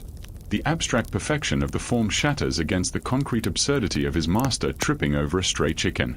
They pass a group of young students from the Lyceum. One, a lanky youth named Xenophon, not the Xenophon, but destined for minor historical footnotes, points. Look, Plato and the performance philosopher. His friends giggle. Heard he tried to oil his thoughts in the bathhouse. Another chimes. More like drown them. Their laughter is bright, cruel, and aimed squarely at Plato by association. He shrinks inward, pulling his himation tighter, wishing it were an invisibility cloak. Socrates, engrossed in explaining the ethical implications of soul thickness to the baffled sandal seller, misses it entirely. Plato remembers his first day as Socrates' disciple. He'd been captivated by the piercing questions, the relentless pursuit of truth, the aura of intellectual fearlessness. He'd envisioned lofty dialogues under olive trees, reshaping Athenian thought. He hadn't envisioned scraped knees, digestive rebellions, or being mocked by perfumed adolescents while his mentor debated lentils. The disconnect is jarring, painful. Is this the path to wisdom? A gauntlet of public humiliation punctuated by near-death experiences with gym equipment? Socrates finally settles on the sandals, declaring the Spartan design admirably unambiguous, if aesthetically suspect. As they walk on, the new leather creaking stiffly, Socrates places a hand on Plato's shoulder. The disciple tenses. You are quiet, Plato, troubled by the ephebes' hollow barbs. Plato keeps his gaze fixed ahead, on the distant Dipylon gate. Not troubled, master. Reflective. Reflecting on how quickly social standing evaporates, he thinks bitterly. Reflecting on whether wisdom is worth the price of perpetual cringe. Good. Socrates beams, misinterpreting completely. Reflection is the soil where understanding grows. Today offered rich soil indeed. The friction of opposing views, the weight of expectation, the slippery nature of oil. He chuckles, a sound that grates on Plato's raw nerves. Even Alcibiades' venom holds value. It reveals the insecurity beneath the shine. Remember that, Plato. The loudest mockers often harbor the deepest doubts. They're not doubting their ability to walk across a room without causing an incident. Plato wants to scream.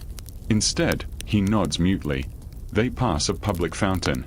Socrates stops to splash water on his face, dislodging a dried lentil from his beard. It plops into the basin. Plato looks away, heat flooding his face again. An old woman filling her jug raises an eyebrow. Plato focuses desperately on the flowing water, the cool sound, the idea of purity. The form of water. Uncontaminated. Unembarrassing. As they near Plato's family home in the affluent Melite district, the streets grow quieter, the houses larger, shielded by high walls. Relief wars with dread. Sanctuary beckons, but tomorrow looms, Socrates' promised return. Plato pictures Phalanx's despairing face, Dracon's knuckles, the ephebe smirks. He imagines escorting Socrates back into that arena of indignity. The shame crystallizes into a cold, hard knot in his stomach. He stops at his gate, unable to meet Socrates' eyes. Master, rest well. Socrates claps him on the back, jarring his bruised shoulder. You too, Plato. Dream of balanced humors and frictionless discourse. Tomorrow, we strategize. He limps away toward the humbler lanes of the Alapis district, whistling a tuneless melody, already lost in plans for his next palaestra incursion. Plato leans his forehead against the cool wood of his gate, the philosopher's parting words echoing like a sentence. Strategize. The word conjures images of Socrates attempting the long jump, or worse, the javelin. A soft groan escapes him. The shame isn't just public anymore, it's prophetic. Section 13. The heavy oak door of Plato's family home clicks shut behind him, muffling the city's din but not the turmoil in his chest. Cool, incense-scented air fills the spacious andron, a stark contrast to the palaestra's raw vitality. Relief should wash over him. Sanctuary. Instead, the polished marble floors reflect his own anxious face back at him, distorted and pale. He leans against the wall, the cool stone doing nothing to quell the heat of remembered shame. Alcibiades' smirk, the Lyceum student's laughter, the sandal seller's disgusted stare. Every polished surface seems to whisper association. He drifts toward the inner courtyard, hoping the sight of his mother's prized oleanders might soothe him. Instead, he finds his uncle, Charmides, reclining on a cushioned bench, nursing a cup of watered wine. The retired general's sharp eyes, honed by decades assessing battlefield weaknesses, snap to Plato instantly. Charmides doesn't smile. He sets his cup down with a soft clink that sounds like a gavel falling. Plato. His voice is deceptively calm, like the sea before a squall.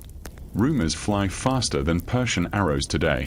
They say your mentor attempted to redecorate the bathhouse with his internal organs, and lost an argument with a mutton skewer.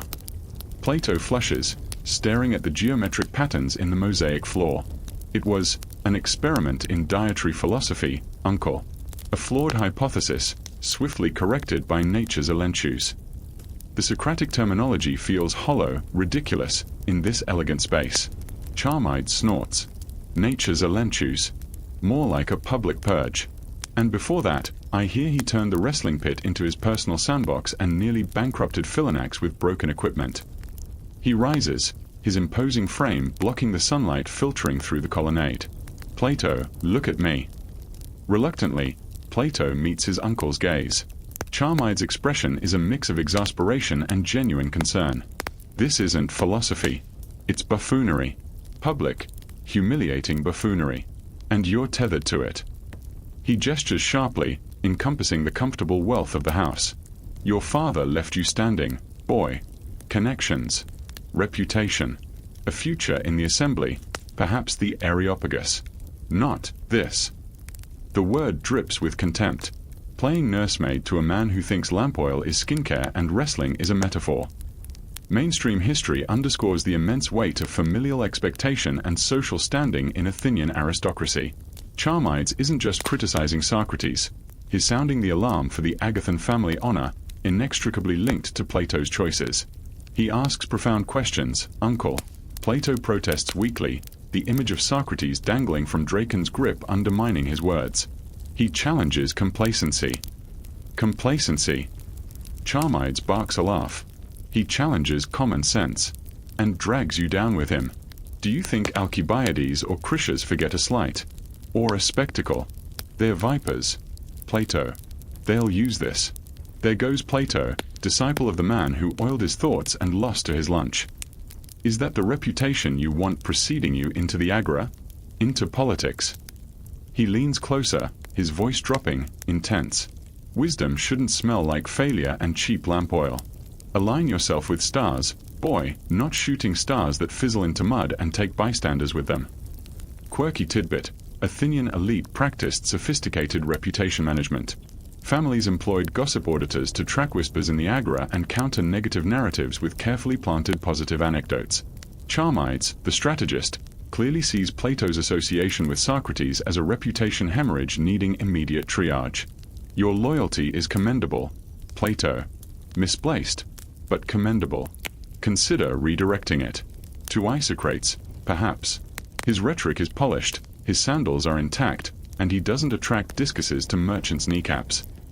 Historians still argue whether the pressure to conform stifled genuine philosophical inquiry in Athens or merely channeled it into socially acceptable avenues. Plato feels the vice tightening. Charmides' words resonate with his own gnawing shame. Is the relentless pursuit of Socratic truth worth becoming a social pariah? Worth sacrificing the future his birthright promises? He pictures the serene, ordered dialogues he yearns for, free from flying discuses and digestive disasters. Could Socrates offer that? The thought feels like a betrayal, yet undeniably seductive. Before he can formulate a response, a commotion erupts near the entrance. Raised voices, a woman's, sharp and furious, cutting through the household's usual calm. Plato and Charmides exchange a glance. They know that voice. A moment later, Xanthippe, Socrates' wife, storms into the courtyard like a trireme ramming through waves. Her himation is slightly askew, her dark eyes blazing. She ignores Charmides completely, her gaze laser-focused on Plato. "You," she snaps, pointing a finger that seems to crackle with static. "Where is he? Where's that walking catastrophe I married?" Her voice isn't just loud, it's a force of nature, honed by years of dealing with Socrates' impracticality. The scent of herbs and something faintly acrid, burnt bread, clings to her. Plato shrinks back. "Mistress Xanthippe." He left for Alipis." "Alipis?" Xanthippe scoffs. "He left a trail of gossip so thick you could pave the sacred way with it. I heard about the Gloyos horror show. I heard about the Bathhouse ice skating routine.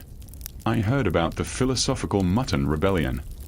She takes a step closer, her presence filling the elegant courtyard with raw, domestic fury.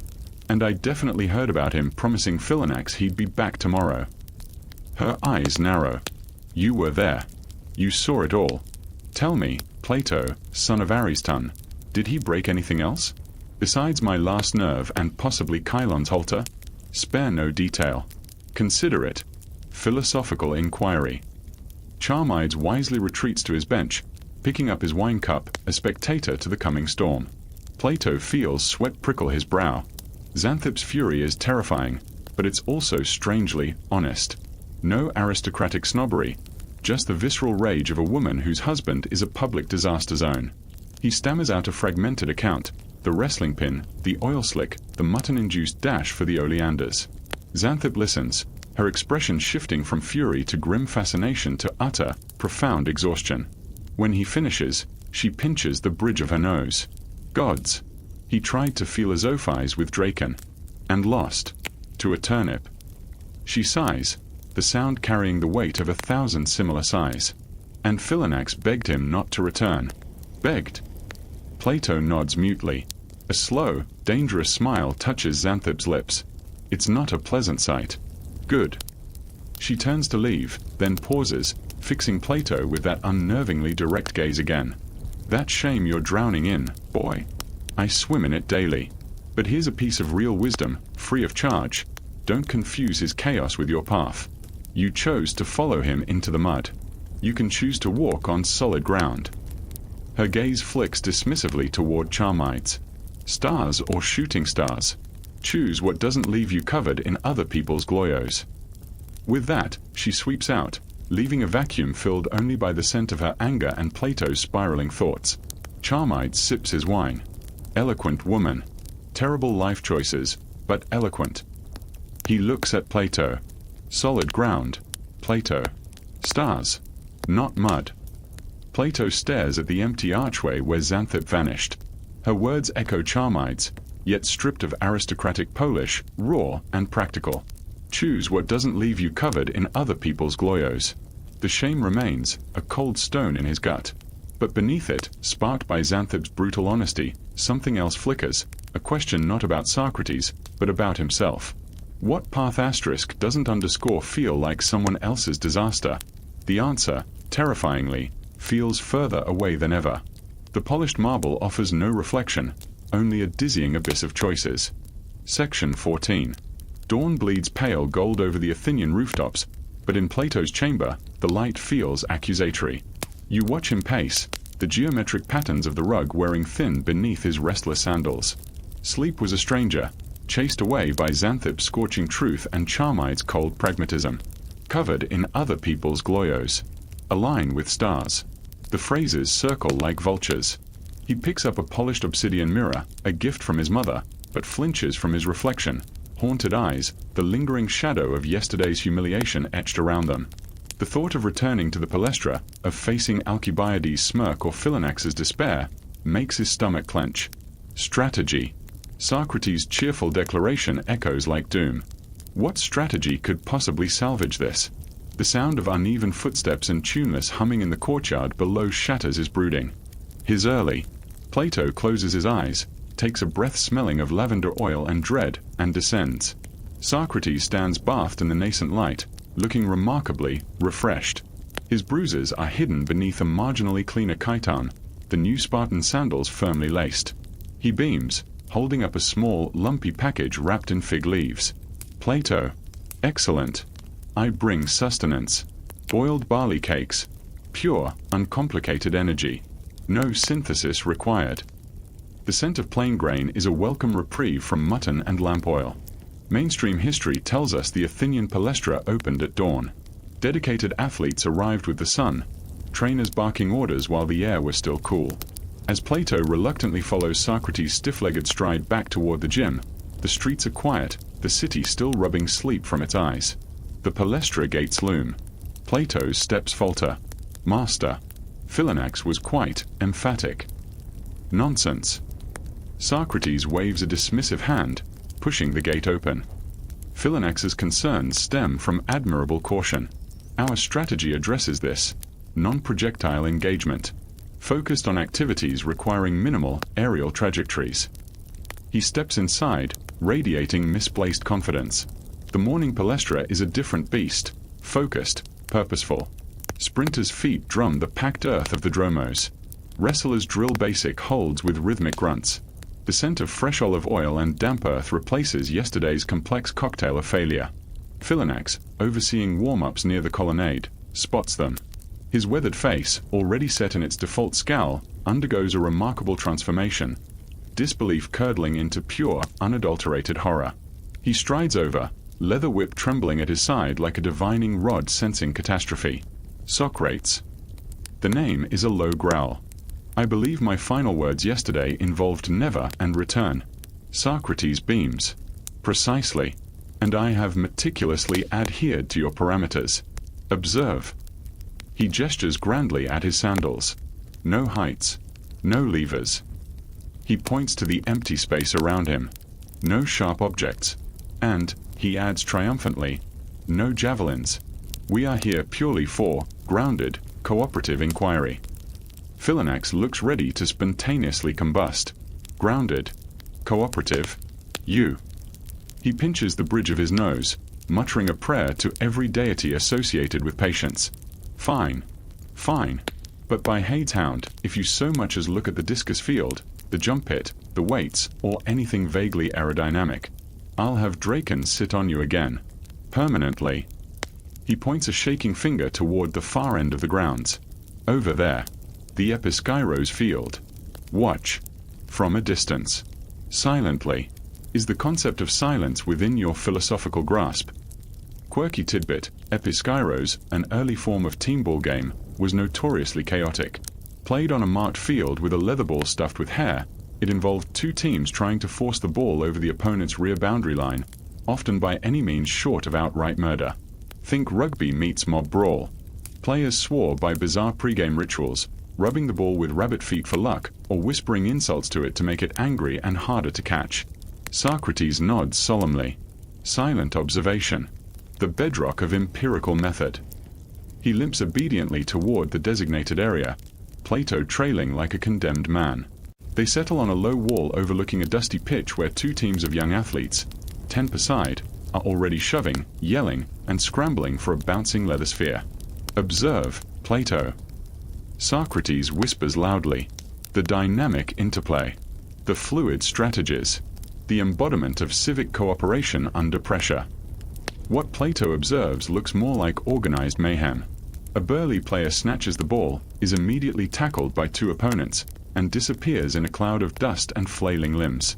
Historians still argue whether Episkyros was primarily sport, military training, or held deeper religious significance, perhaps reenacting cosmic struggles. Socrates leans forward, utterly engrossed, his earlier promise of silence evaporating like morning dew. Fascinating. The ball, a symbol of contested fortune, passed between factions, embodying the fickleness of Tyche. A player near the sideline, momentarily free of the scrum, glances over, startled by the commentary. Suddenly, the ball squirts loose from the melee, bouncing erratically toward the wall where Socrates and Plato sit. It rolls to a stop almost at Socrates' feet. The game pauses. 20 sweaty, panting youths turn to stare. Socrates looks at the ball, then at the expectant players, then back at the ball. A slow, dangerous light ignites in his eyes. "Ah," he declares, bending stiffly, crick. "An opportunity for participatory observation. Master, no." Plato hisses, "Too late." Socrates scoops up the ball. It feels surprisingly heavy, rough-grained leather against his palm. "Consider the object," he announces to the frozen players. "Inert matter, imbued with purpose by collective will. Does its trajectory signify fate, or merely poor passing technique?" He gives it an experimental bounce. It wobbles unpredictably. "Just throw it back, old man," a player shouts, exasperated. "But where?" Socrates asks, genuinely perplexed. To whom does the back belong? The team that last touched it? Or the team currently occupying the back spatial designation? And is possession defined by touch or intention? He holds the ball aloft, turning slowly, scrutinizing the players as if they were abstract concepts made flesh. The athletes exchange bewildered glances. Philonax, watching from afar, groans audibly. A player from the attacking team, a swift youth named Lycos, not the runner, darts forward. "Here. Throw it here." Socrates beams. "Ah." A clear assertion of intention. He draws his arm back in a motion alarmingly reminiscent of his discus throw. Plato yelps, diving sideways. The ball doesn't soar. It squirts from Socrates' grip in a low, wobbly line drive, smacking Lycos squarely in the stomach. OOF. The youth doubles over, gasping. Chaos erupts. He attacked Lycos. Someone yells. "Foul." "Get the philosopher." Players from both teams, momentarily united by outrage, surge toward Socrates. He stands his ground, holding up a hand. Peace. A demonstration of kinetic transfer. Observe how the ball's motion ceased upon encountering abdominal resistance. His lecture is cut short as is engulfed by a wave of angry, sweaty athletes. Not malicious, but chaotic, a scrum of bodies trying to grab the ball or just jostle the annoying philosopher out of the way. Socrates disappears beneath a tangle of limbs. The synthesis of opposing forces. His muffled voice gasps from the bottom of the pile. Remarkable. Compression. Plato watches in paralyzed horror. Philonax is sprinting across the grounds, whip held high like a battle standard, bellowing curses that would make a Spartan blush. The scrum parts momentarily. Socrates emerges, chiton ripped, new sandals scuffed, hair full of dust, but still clutching the ball. He spots a teammate, he thinks, near the boundary line. "Collaboration," he cries, hurling the ball with all his might, a desperate, looping throw. The ball arcs high, then plummets like a shot bird. Not toward a player, but directly onto the head of Philonax, who has just arrived at the edge of the pitch. Thwack. The sound is sickeningly solid. The tough leather sphere bounces off the trainer's skull with a resonant crack. Time stops. Philonax freezes, eyes wide, mouth open in silent shock. A red mark blooms instantly on his forehead. The ball rolls innocently away. Every athlete, every sound in the palaestra seems to hold its breath. Slowly, deliberately, Philonax bends down. He picks up the ball. He doesn't look at it. He looks at Socrates. His face is no longer red with rage. It's pale, terrifyingly calm. His voice, when it comes, is a whisper colder than a STYX breeze. "You. Hit me." With the episkairos ball. Socrates blinks, touching his own forehead sympathetically. An unforeseen vector. The ball, seeking equilibrium after its parabolic journey, encountered cranial resistance. He offers a tentative smile. "A testament to the density of your skull, noble Philonax." Philonax doesn't move, doesn't blink. He simply stares at Socrates, the ball clutched in his white-knuckled hand. The silence stretches, thick and suffocating. Even the distant runners have stopped. Plato knows, with absolute certainty, that the strategy has failed. Catastrophically. The non-projectile engagement has resulted in a direct cranial strike on the head trainer. Socrates' return is over. The only question remaining is the manner of their expulsion, voluntary, or via Dracon's relentless embrace. Philonax's stillness is more terrifying than any roar. It's the calm before an execution. Section 15. The silence after the thwack isn't quiet. It's a physical pressure, thick and suffocating, pressing down on the dusty episkyros pitch. You feel it in your own chest, the suspended breath of 24 athletes, the distant slap-slap of a drop jump rope. Even the cicadas in the oleanders seem to pause. Philonax stands utterly still, a marble statue of wrath incarnate. The red mark on his forehead pulses, a grotesque third eye. The episkyros ball rests in his hand, not held, but contained, like a captured thunderbolt. His knuckles are bone-white. He doesn't look at the ball. He stares only at Socrates, who meets his gaze with an expression of scientific curiosity mixed with dawning apprehension. Cranial resistance, Socrates repeats, his voice unnervingly loud in the stillness, appears remarkably effective at halting projectiles. A fascinating data point for. Philonax moves. Not with a roar, but with the lethal swiftness of a scorpion strike. He drops the ball. In one fluid motion, his leather whip, usually a prop for dramatic pointing, becomes a lash slicing through the air. It cracks like breaking bone an inch from Socrates' face, snapping the philosopher's sentence in half. Dust puffs up from the impact point on the ground. Socrates flinches, a rare, pure instinct of survival. Enough. The word isn't shouted, it's a low, guttural expulsion of pure, distilled fury, colder and more terrifying than any bellow. It rolls across the palaestra, silencing the last whispers. You are a plague. A walking, talking, philosopher-spewing plague. Philonax takes a step forward, his eyes never leaving Socrates. You shattered history. You assaulted merchants. You befouled my baths. You poisoned my grounds. You turned team sport into attempted trainicide. You have violated. He punctuates each word with another whip crack near Socrates' sandaled feet, making the philosopher dance awkwardly. Every single rule of this sacred space. Mainstream history underscores the gymnasiarch's near-absolute authority. Expulsion wasn't just banishment, it was a public shaming, a stripping of the right to participate in a core civic institution. Philonax's pronouncement carries that weight. By the authority vested in me by the Archon Basileus and the sweat of Heracles, his voice cuts like a strigil on stone. Socrates, son of Sophroniscus, you are hereby banished. From this palaestra. From every palaestra in Attica. For life. A collective gasp ripples through the athletes. Banishing a citizen, even an eccentric one, was rare and severe. Plato feels the blood drain from his face, the finality of it hitting like a physical blow. This wasn't just embarrassment, it was exile from a pillar of Athenian life. Socrates opens his mouth, likely to question the legal basis of lifelong banishment for accidental ball striking. Philonax anticipates it. The whip cracks again, this time grazing the frayed edge of Socrates' chiton. Silence. One more word, philosopher, and I redefine banishment to include a swim to Aegina, with Dracon as your escort. Quirky tidbit. Formal expulsions sometimes involved symbolic acts. Thieves were scraped with a strigil before ejection, signifying removal of their stain. Cowards might have their sandals symbolically nailed to the ground. Philonax, in his fury, improvises. He points to Socrates' new Spartan sandals. Those. Off. Socrates blinks. But noble Philonax, the journey home. Off. Philonax roars, the whip raised. With trembling hands, Socrates unties the sturdy laces. Philonax snatches the sandals the moment they're free. He holds them aloft like grisly trophies. Symbols of your trespass. Forfeit. He chucks them with savage force into the dusty branches of the nearest olive tree, where they dangle absurdly. Now, walk. Barefoot. Out of my sight. Forever.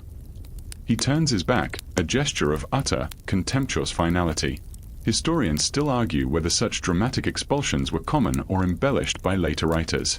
Was Philonax's fury justified preservation of order, or an overreaction fueled by personal humiliation? Socrates stands for a moment, barefoot on the sun-baked earth, looking genuinely bewildered.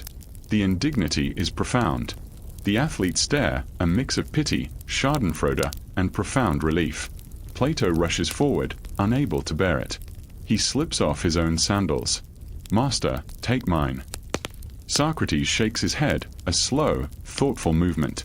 He looks down at his bare, dusty feet, then at the path leading to the gate, then back at the palaestra, the wrestling pit, the distant Discus field, the bathhouse entrance.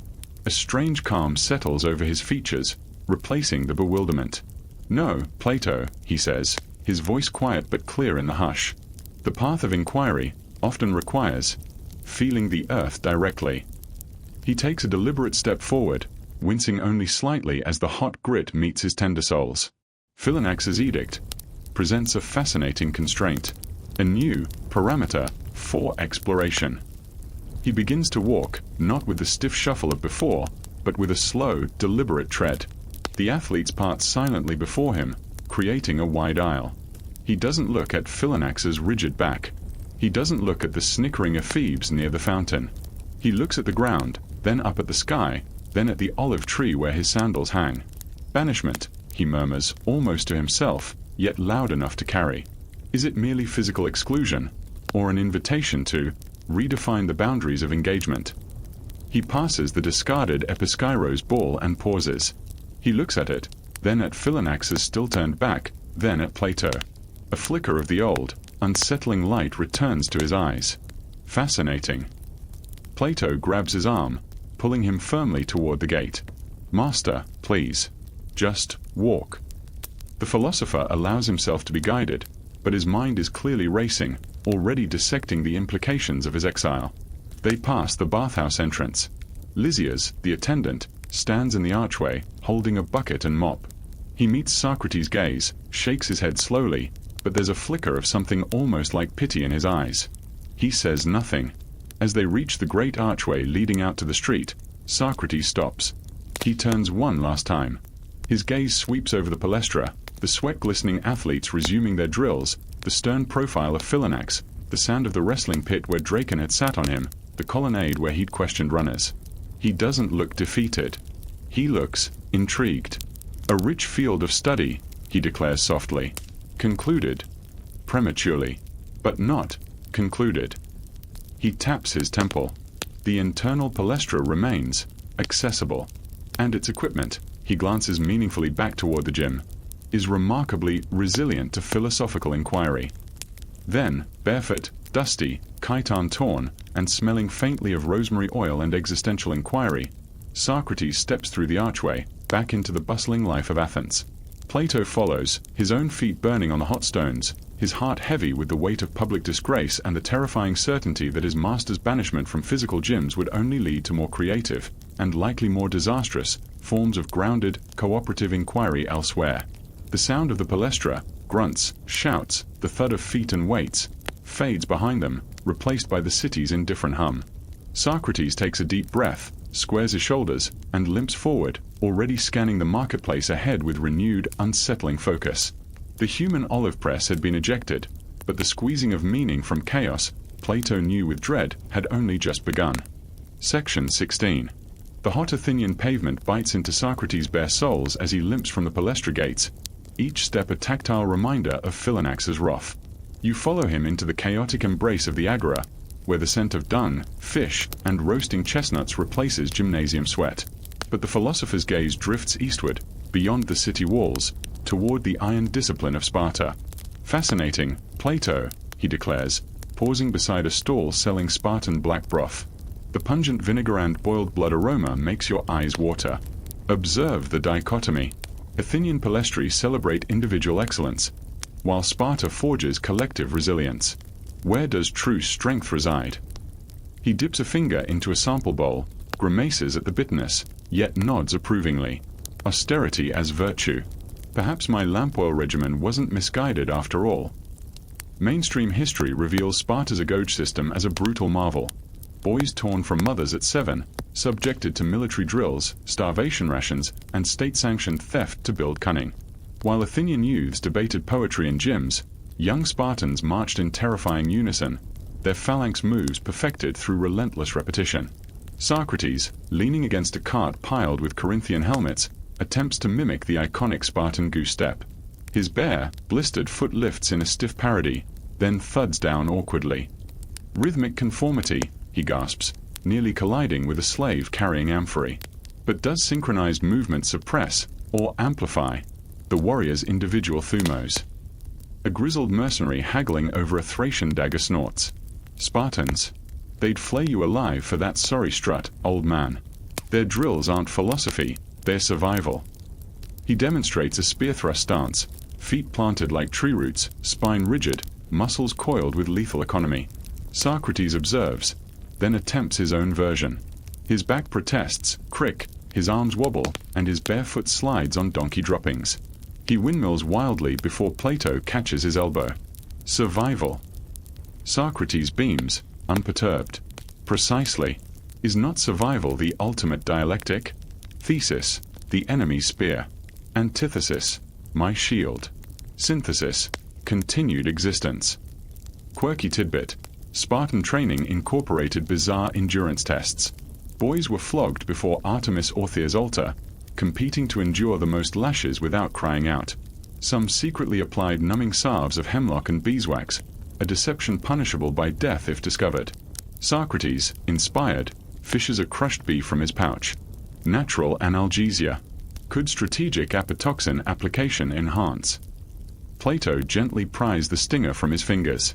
Historians still argue whether Spartan uniformity bred unparalleled courage or crushed creative potential.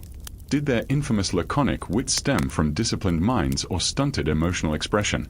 Socrates stumbles toward the city gates, drawn by the rhythmic thump-thump-thump of Athenian hoplites drilling beyond the walls.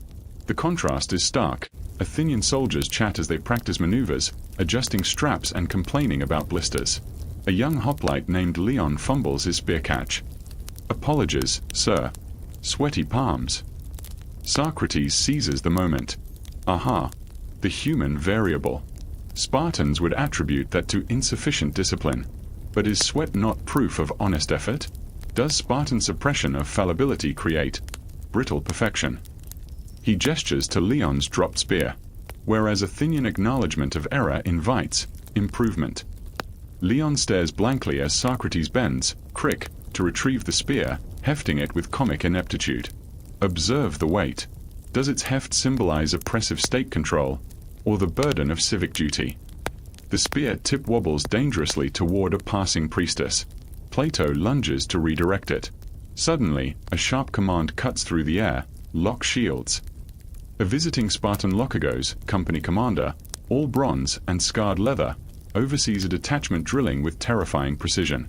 20 men move as one organism, shields interlocking with a single crunch, spears lowering in unison like a venomous spine. No chatter, no flinching, just the machine-like harmony of lethal intent. Socrates watches, mesmerized. Beautiful, terrifying. The annihilation of individuality in service of the whole. He shuffles closer, ignoring the Lokagos' icy glare. Commander, a question. When your men move as one, do they cease being men, or become a new, collective entity? The Spartan's eyes, pale as winter sky, sweep over Socrates' torn chiton, bare feet, and bleeding toe. They become Sparta, he states, voice devoid of inflection. Individuality is a weakness, a crack in the shield wall. He turns back to his men. Advance. The phalanx moves forward, a single, unstoppable wall of bronze. Socrates attempts to follow, his stride a hobbling counterpoint to their rhythmic stomp. But, Commander, if a single link in your chain thinks, questions, imagines a better formation. He dies. The Lokagos interrupts without looking back. Weakness kills the phalanx. Thought is weakness. The finality chills even Socrates. He stops, watching the Spartans recede into a dust cloud of perfect, soulless synchronicity. Plato exhales in relief. But Socrates' mind churns. Plato, he murmurs, eyes alight with troubled insight. Sparta's strength is undeniable. Yet, it builds a wall around the mind as surely as around their city. Is a strength that extinguishes inquiry truly strong, or merely efficient emptiness? He prods his bruised ribs where Draken sat on him. I prefer Athenian chaos. Messy, painful, but alive with questions. He turns from the gates, bare feet padding toward the potter's quarter. The rhythmic slap of clay being shaped calls to him. Perhaps true resilience, he muses, watching a potter center a wobbly lump on her wheel, lies not in unyielding bronze, but in the capacity to be reshaped by the blows of experience. His step lightens, the Spartan ghost exorcised by the embrace of Athenian imperfection. The path ahead remained uncertain, but it would be his path, uneven, interrogative, and gloriously UN Spartan. Section 17. The sting of that questionable poultice still clings to Socrates' scraped knee as he limps back toward the training sands. You catch the collective wince from the other athletes, not at his injury, but at the abomination draped over his shoulders. While every toned youth glistens gloriously nude under the Attic sun, Socrates remains stubbornly swaddled in his philosopher's cloak. It's that same worn, coarse himation he wears to the agora, now hopelessly smeared with olive oil, dust, and what might be traces of yesterday's lentil stew. You watch him fumble with the fabric, tripping over its hem while attempting a half-hearted leg swing. A chorus of groans erupts from the bench where the ephebes lounge. One mutters, "He dresses like a barnacle clinging to a trireme's hull." You're witnessing a cardinal sin in the palaestra. Mainstream history confirms Greek athletes trained naked for practical freedom of movement, and to showcase the divine human form. Yet here's Socrates, defiantly bundled like a Scythian trader in midwinter. His cloak isn't just impractical, it's a social grenade. You notice the paedo-tribes, the trainer, massaging his temples as Socrates attempts to adjust the garment mid-stretch, nearly throttling himself. "Socrates," the coach barks, "that rag is a hazard. The only thing it lifts is my blood pressure." A quirky tidbit surfaces. Some athletes did use a leather strap called a kynodesm to, well, restrain certain anatomy during jumps, but even that minimalist approach prioritized athleticism over modesty. Socrates, meanwhile, seems convinced dignity lies in looking like a disheveled laundry pile. Historians still argue whether nudity began as ritual purity or simply because someone lost their loincloth during the first Olympiad and started a trend. But Socrates' fashion rebellion feels philosophical. As he debates whether fabric density affects virtue, you spot young Plato sinking lower behind a column, whispering to a friend. He says clothing clouds the soul's perception of effort. I say it clouds everyone's lunch. 3 jokes weave through the scene. First, Socrates' cloak catches on a discus rack, nearly appending it, a wardrobe malfunction of Ant la lettre. Second, you imagine the kynodesm enthusiasts judging his flapping himation with Spartan-level disdain. Third, when Oilboy approaches, Socrates mistakes him for a tailor and demands alterations to better channel cosmic balance. The heat worsens his plight. Sweat soaks the wool, turning it into a saggy, steaming burden. While others' muscles gleam like bronze statues, Socrates resembles a melting wax doll. You catch whiffs of damp sheep and irony. Even the stray gym dog trots past him, pausing to sniff suspiciously. As Socrates finally ditches the cloak for a wrestling drill, only to reveal shockingly pale, knobbly limbs rarely touched by sun, the ephebes howl. One yells, "Put it back on. We've seen enough ghosts today." His brief nudity isn't liberation. It's a cautionary tale about skipping leg day for decades. The coach just sighs. Some men chase glory. Socrates chases lint. Section 18. The wrestling sand still clings to Socrates' pale knees as the trainer, desperate to salvage something from the session, gestures toward the running track. "Just one lap, Socrates," he pleads, his voice strained like an over-tightened lyre string. A gentle circuit. Think of it as moving contemplation. You watch Socrates' either packed earth oval, a flicker of something resembling determination crossing his face. He squares his shoulders, takes a deep, theatrical breath that puffs out his cheeks, and sets off. For about 10 strides, there's a semblance of rhythm, a loping gait that almost convinces. Then, reality hits like a Spartan sandal to the ribs. His breath hitches, becoming a harsh, grating rasp. His pace slows to a mortified trudge, shoulders slumping forward as if carrying the weight of Athenian democracy itself. By the halfway mark, his bent double, hands braced on his thighs, gulping air like a fish stranded on the Piraeus docks. Sweat streams down his temples, carving paths through the dust and oil, dripping onto the track. The other runners blur past him, effortless gazelles to his beached octopus. You feel the burning in your own lungs just watching him. Mainstream history celebrates the Greek ideal of carteria, endurance, perseverance, the ability to withstand hardship. Hoplites marched miles in heavy armor. Runners competed in the brutal dolichos, a long-distance race that could be up to 24 stads, nearly 3 miles. Endurance wasn't optional. It was survival, glory, manhood. Yet here stands Socrates, embodying the precise opposite, utterly defeated by a single lap barely longer than the agora's perimeter. A quirky tidbit surfaces. Some trainers advocated bizarre breathing techniques, like inhaling through one nostril while humming hymns to Apollo, supposedly to catch the spirit of the wind. Socrates, currently wheezing like a broken bellows, seems beyond such esoteric help. Historians still argue whether the famed Spartan endurance was innate or brutally beaten into them from childhood, but nobody debates Socrates' complete lack of it. His stamina evaporates faster than spilled wine on a hot amphora. 3 jokes weave through the scene. First, a young sprinter laps him twice, offering a cheerful "keep going, old man," as he blurs past, leaving Socrates blinking in his dust cloud.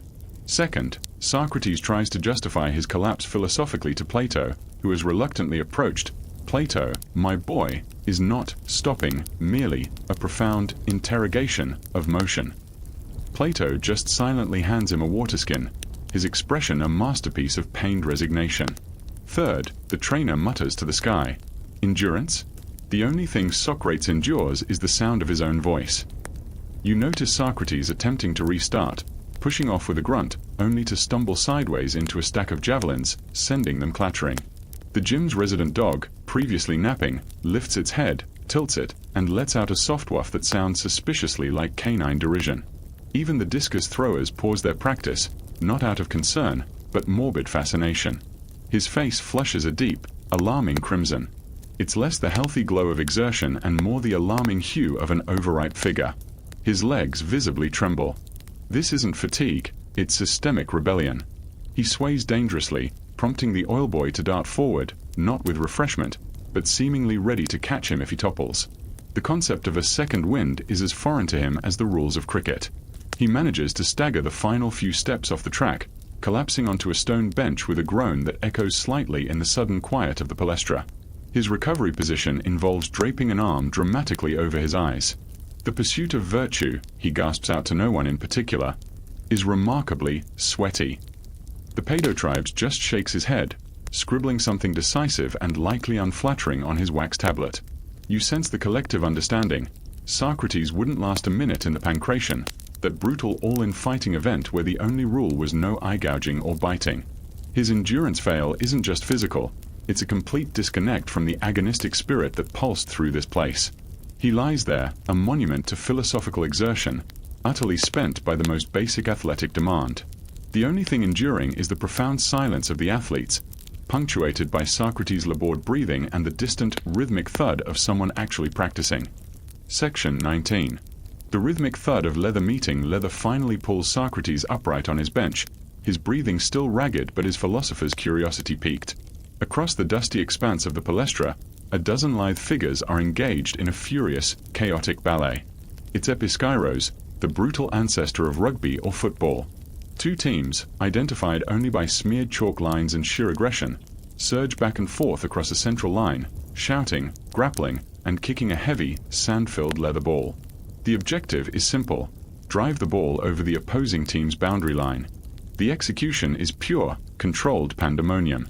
You watch a player scoop the ball, tuck it under his arm like a prized lamb, and charge headlong into a wall of opponents, elbows flying.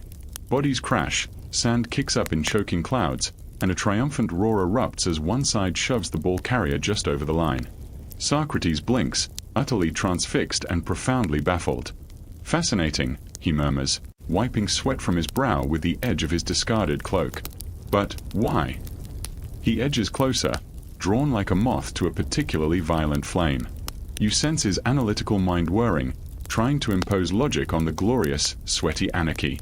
Mainstream history tells us team sports like episkairos were vital training for coordination, aggression, and unit cohesion, essential for hoplite warfare where the phalanx moved as one. It's a microcosm of the polis itself, demanding sacrifice for the collective goal. A quirky tidbit: some scholars suggest the ball was sometimes an inflated pig's bladder, which would have produced a truly alarming sound when kicked with force. Historians still argue fiercely about the exact rules, debating whether passing was allowed or if it was purely a brutal shoving match punctuated by opportunistic kicks. Socrates, however, isn't pondering rules, he's pondering purpose. Plato, he calls out, spotting his beleaguered student watching from a safer distance. Observe. Is the essence of the game not the ball itself? Or is it the struggle? Or perhaps the arbitrary line? Plato just buries his face in his hands. The players, momentarily distracted by the shouting philosopher, fumble the ball, leading to a pile-up of limbs and angry shouts. 3 jokes unfold. First, Socrates, mistaking a player's cry of "hold the line" for an invitation to philosophical discourse, steps onto the field. "Ah, the line," he booms. Is it merely a concept, drawn in dust? Or does it possess inherent reality? A burly player, mid-charge, nearly bowls him over, yelling, "Get off the field, you walking olive press." Second, Socrates attempts to help a player who's been tackled near the sideline by offering a hand up while simultaneously asking, "But what is down, truly? Is it merely the opposite of up, or a state of existential defeat?" The player ignores the hand and scrambles back into the fray.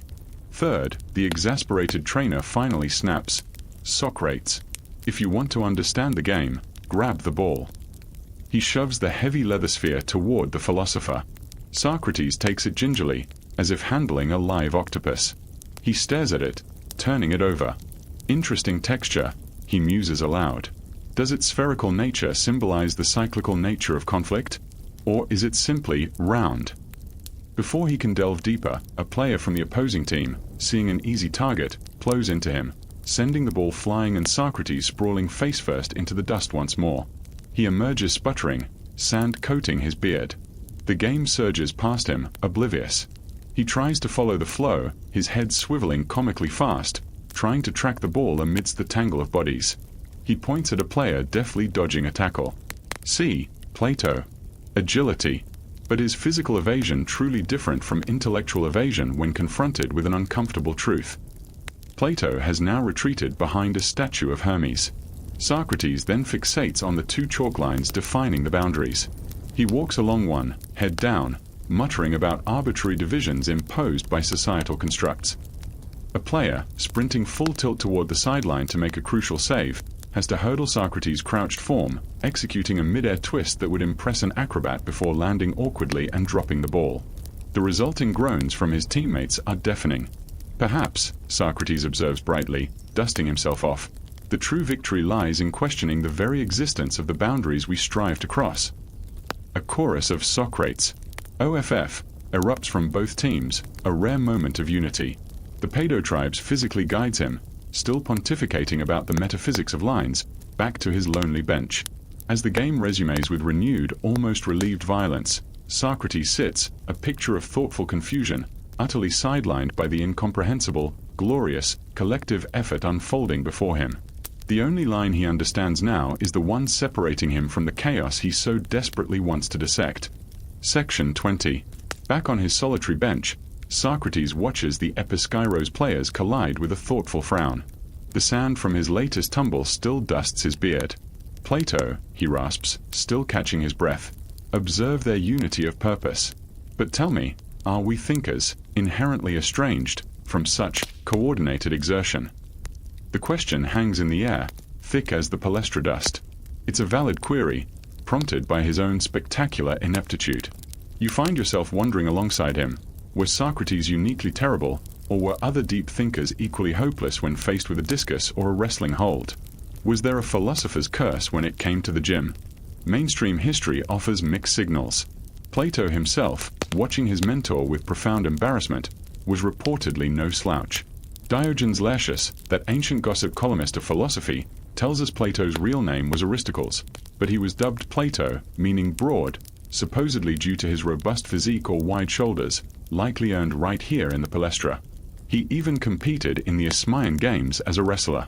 So, the stereotype of the frail, bookish philosopher doesn't quite hold for all. Then there's Chrysippus, the Stoic, who allegedly died laughing at his own joke about a donkey eating figures. While not a gym fail, per se, it suggests a certain lack of physical awareness. A quirky tidbit surfaces. Pythagoras, obsessed with numbers and harmony, supposedly forbade his followers from eating beans and engaging in public games, considering the latter vulgar displays. Did he ever attempt a javelin throw? History is silent, but one imagines it would involve complex geometric calculations mid-air and ending badly. Historians still argue whether the perceived intellectual-physical divide was real or a later Roman invention favoring the contemplative life over the active one. Socrates, sweating and disheveled, seems living proof the struggle was real for some. 3 jokes weave through the contemplation. First, you picture Aristotle, decades later, pacing the shaded walks of his lyceum, lecturing on physics while his students sneak glances at the nearby gym, yearning for simpler, sweaty truths. Second, imagine Diogenes the cynic, the man who lived in a tub. If dragged to the palaestra, he'd probably use the discus as a dinner plate or mock the runners. Why chase a finish line when you haven't caught virtue yet? Third, the trainer, overhearing Socrates' question, mutters, "Other philosophers? Thank the gods most stick to shady colonnades. One Socrates is enough to ruin my reputation." You glance at Plato, who seems to be fervently hoping no one remembers he's technically a philosopher too right now. Socrates presses on, undeterred by the lack of immediate answers. Consider the Spartan, he muses, watching a particularly sculpted athlete effortlessly hoist a heavy stone. His body is a tool of the state, honed relentlessly. The Athenian athlete seeks personal glory, beauty. But the philosopher? He trails off, gesturing vaguely at his own knobbly knees. What tool is this body? Merely the vessel for the soul's inquiry? Or is its condition irrelevant? It's a profound question wrapped in gym failure. Plato shifts uncomfortably. He knows the answer his mentor leans towards. The body is a prison, a distraction. Yet, seeing Socrates struggle so fundamentally, so publicly, with the vessel itself, makes the theory feel bleak. Was Pythagoras onto something with his bean avoidance and gym shunning? Did other thinkers simply avoid the palaestra entirely to dodge the kind of humiliation Socrates now endures? You recall whispers about Thales, the pre-Socratic, who supposedly fell into a well while stargazing, a different kind of physical fail, born of intellectual distraction rather than athleticism. Perhaps that's the key. It wasn't necessarily a lack of ability, but a profound lack of attention to the physical realm. For Socrates, the discus wasn't an object to throw. It was a prompt to discuss form, motion, and the nature of competition. The wrestling hold wasn't a technique to master. It was an opportunity to interrogate the concept of dominance and submission. His mind was perpetually elsewhere, dissecting the why while utterly failing the how. Other philosophers, like Plato, might have compartmentalized better, or simply possessed a natural aptitude Socrates lacked. But for the truly obsessed, the gym wasn't a place to train the body. It was just another chaotic agora filled with perplexing phenomena begging for analysis. As Socrates watches a sprinter explode off the starting line, he murmurs, not with envy but genuine curiosity, what is the precise moment potential energy becomes kinetic? And does the runner know it? Plato just sighs, the sound carrying the weight of generations of exasperated students. The answer to Socrates' original question seems clear. While not all philosophers were gym fails, the truly world-altering ones, lost in thought, probably should have stuck to the shade. Socrates, the ultimate gadfly, buzzes clumsily in a world built for wasps. Section 21. The din of the Episkairos game fades as Socrates, still puzzling over collective exertion, finally succumbs to exhaustion and the shade of his bench. His eyes drift closed for a moment, beard rising and falling with shallow breaths. You let your own gaze wander across the sun-drenched palaestra, past the philosopher's crumpled form, and suddenly, the scene shifts. The marble columns flicker, the olive oil scent mingles with the synthetic tang of modern disinfectant, and the grunts of exertion sound suspiciously like they're accompanied by thumping bass from invisible headphones. You blink, and the ancient Athenian gym melts seamlessly into your local 21st century fitness center. The parallels aren't just striking, they're downright uncanny. Socrates might be an extreme case, but the core archetypes he's bumping into? Timeless. Right there, oiling his biceps with meticulous care near the jumping pit, is the Athenian Adonis. He doesn't just exercise, he performs. Every stretch is a pose, every lift a display. Mainstream history confirms the Greek gym was as much a social stage as a training ground, a place to see and be seen, to attract admirers and potential lovers. His modern counterpart is flexing before the wall-to-wall mirrors, adjusting his form not for function, but for the perfect Instagram angle. The only thing missing is the laurel wreath. He's got the wireless earbuds instead. A quirky tidbit: some Spartans apparently incorporated complex war dances into their drills, making even calisthenics look terrifyingly impressive. Today's Adonis might settle for intricate dumbbell routines set to techno. Historians still argue whether the ancient focus on the perfect physique stemmed from religious ideals, honoring the gods with a divine form, or pure, unadulterated vanity. Watching the modern Adonis check his reflection mid-lunge, the answer feels suspiciously universal. 3 jokes solidify the connection. First, spot the Spartan drill sergeant equivalent. In Athens, it's the leather-lunged pedo-tribes barking orders. In your gym, it's the intense personal trainer putting a client through brutal burpees, yelling motivational phrases that sound suspiciously like threats: embrace the burn. It's just weakness leaving the body. Second, the youthful mockers Socrates endured? They're clustered by the water cooler, snickering at someone's form or outdated gear. Same sneers, just swapping tunics for tank tops. Third, see the bewildered newcomer struggling with a machine. That's Socrates incarnate, fiddling hopelessly with the lat pull-down, looking as lost as he did with the discus. Is this meant to simulate climbing Olympus?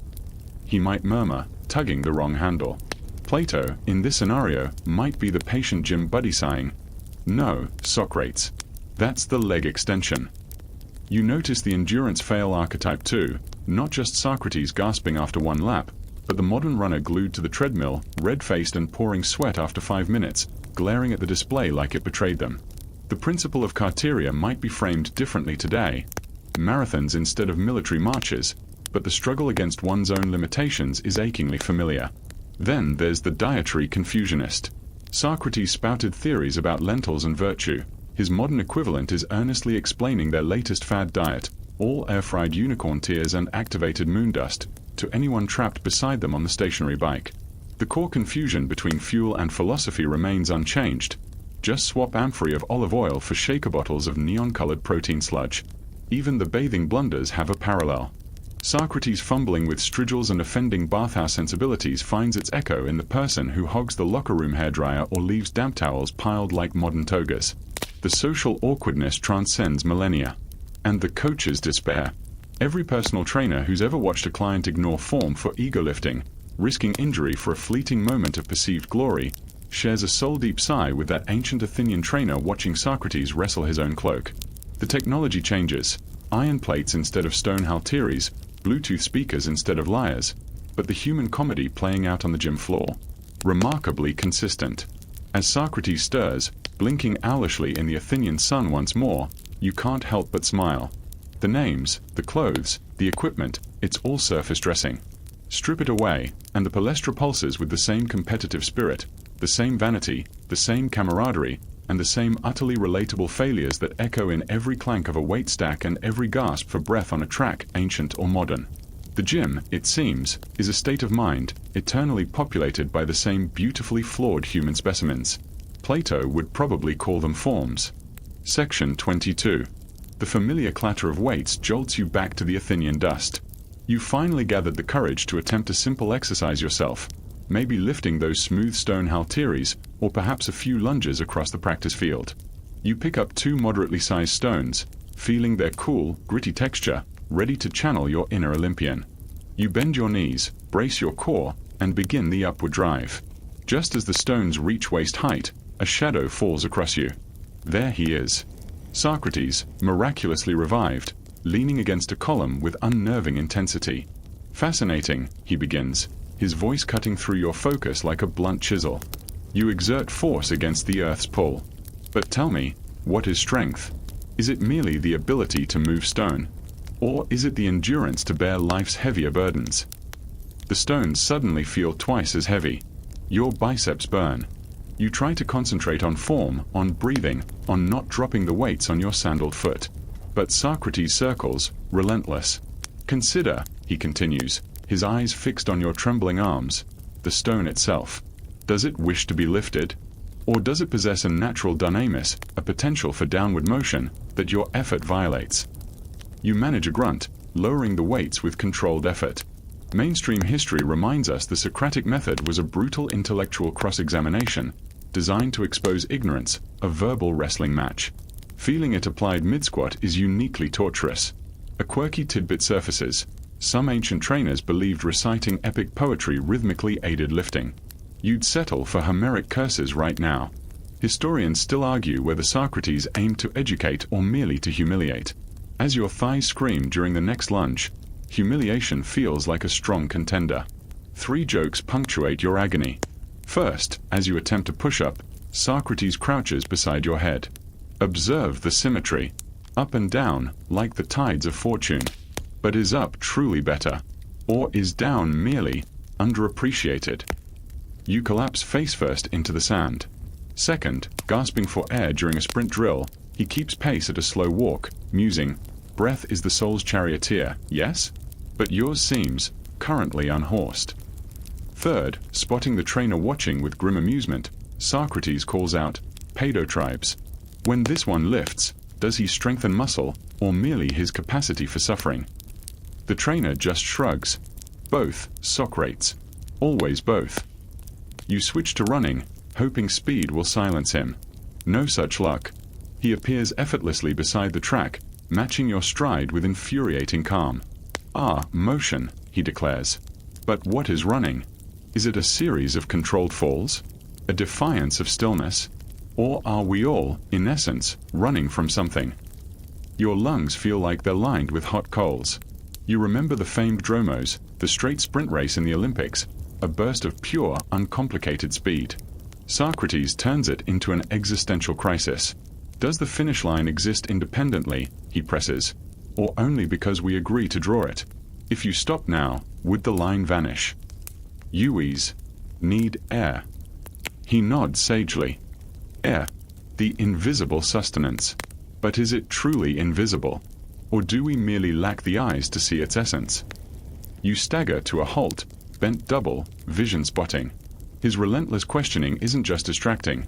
It's physically debilitating, amplifying every ache, turning focus into fractured panic. Desperate, you grab a javelin, hoping the complexity might stump him. As you take your stance, feeling the smooth wood, he's instantly at your elbow. A weapon of war, repurposed for sport. Tell me, when you hurl the shaft, do you aim at a target, or at the idea of a target? Is the act one of aggression, or of geometric poetry? Your arm wobbles. And what of the thrower? Are you the agent, or merely the conduit through which force, accumulated from bread and olives, expresses itself? You release the javelin. It wobbles pathetically, embedding itself harmlessly in the soft earth meters short of the target. Socrates tilts his head. An interesting trajectory. Not towards the mark, perhaps, but decisively away from here. A profound statement. The gym's dog trots over, sniffs the fallen javelin, then looks at you, its expression mirroring the Paedotribe's weary disappointment. Your workout isn't just failing, it's becoming a public philosophical dissection. Each failed rep a premise in an argument proving your physical futility. The only virtue you're uncovering is the profound virtue of lying very still in a dark, quiet room. As Socrates opens his mouth for another volley, you emit a strangled groan that sounds suspiciously like, "Why?" Section 23.